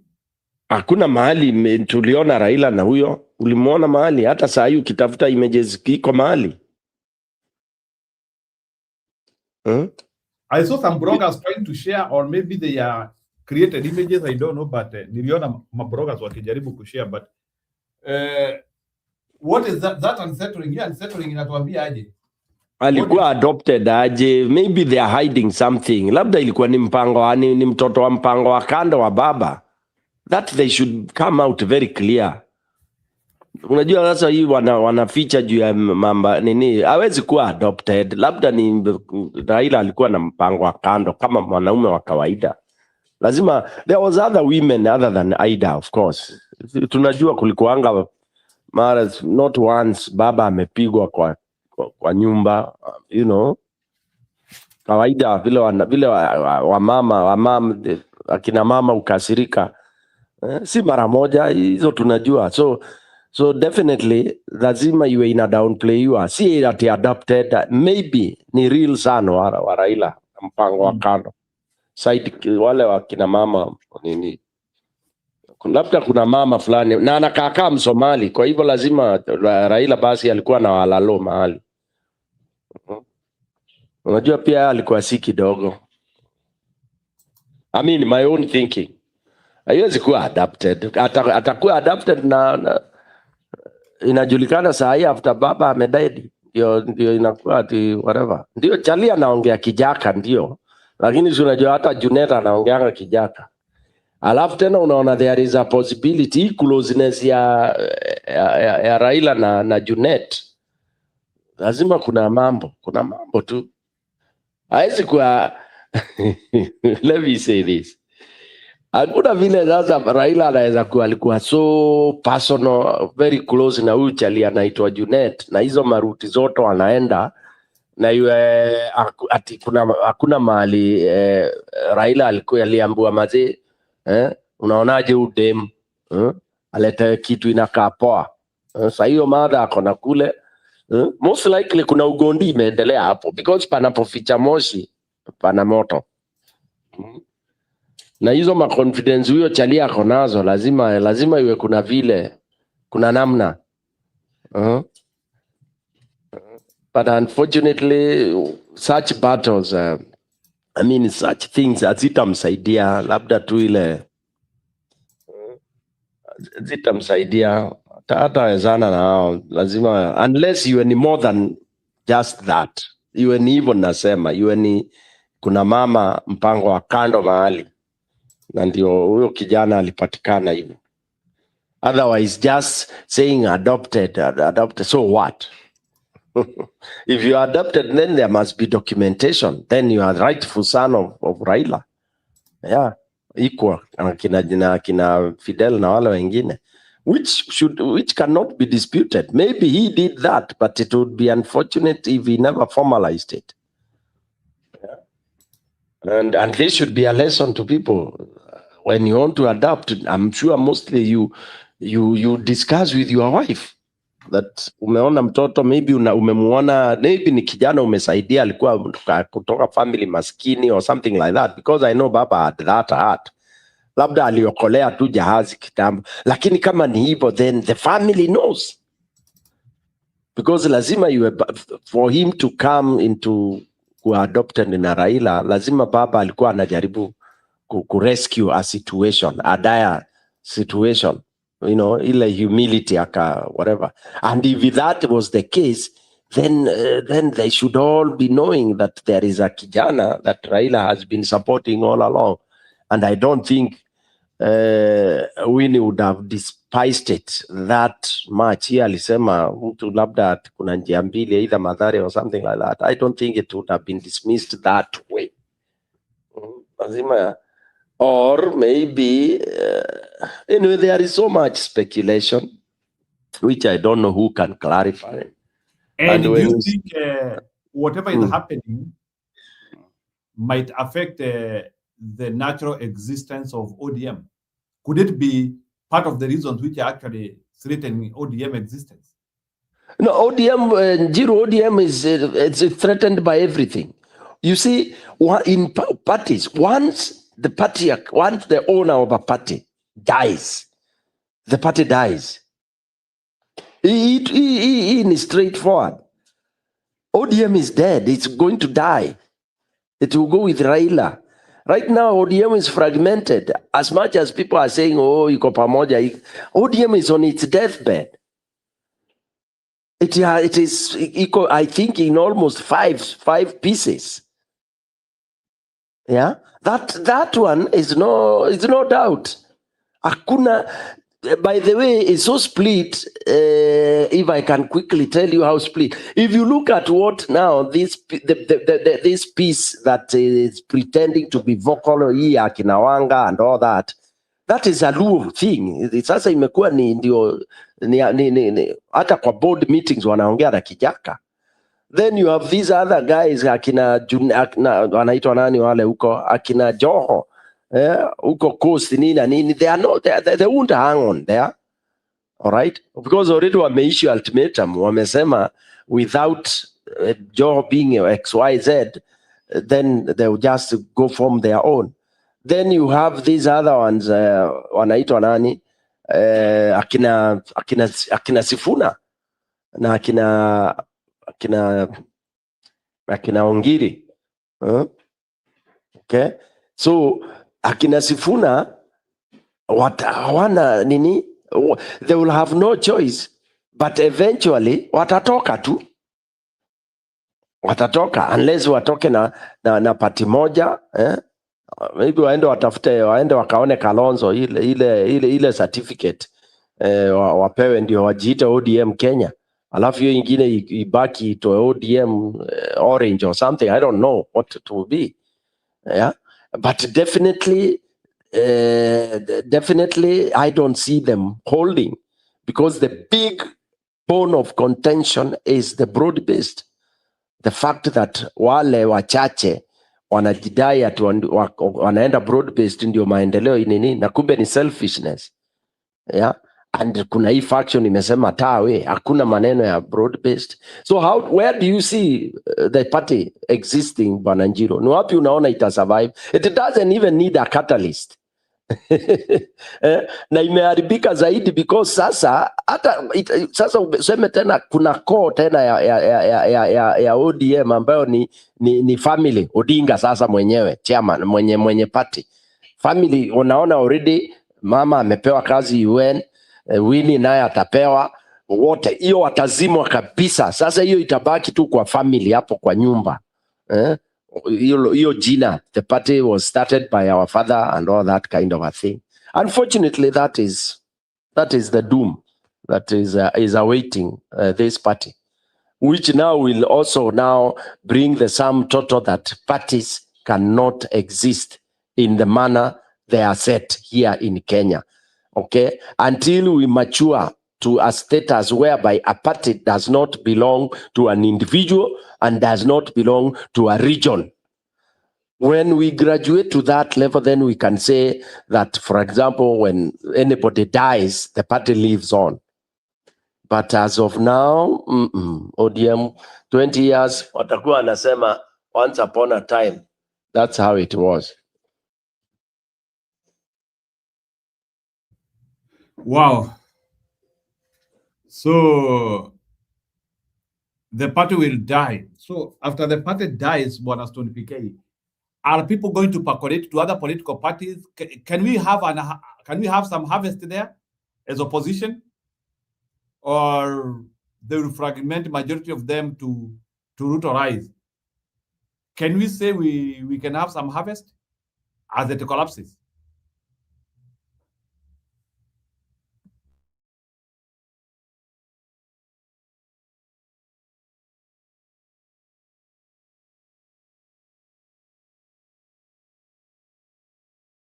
Yes, Stone, I can't hear you.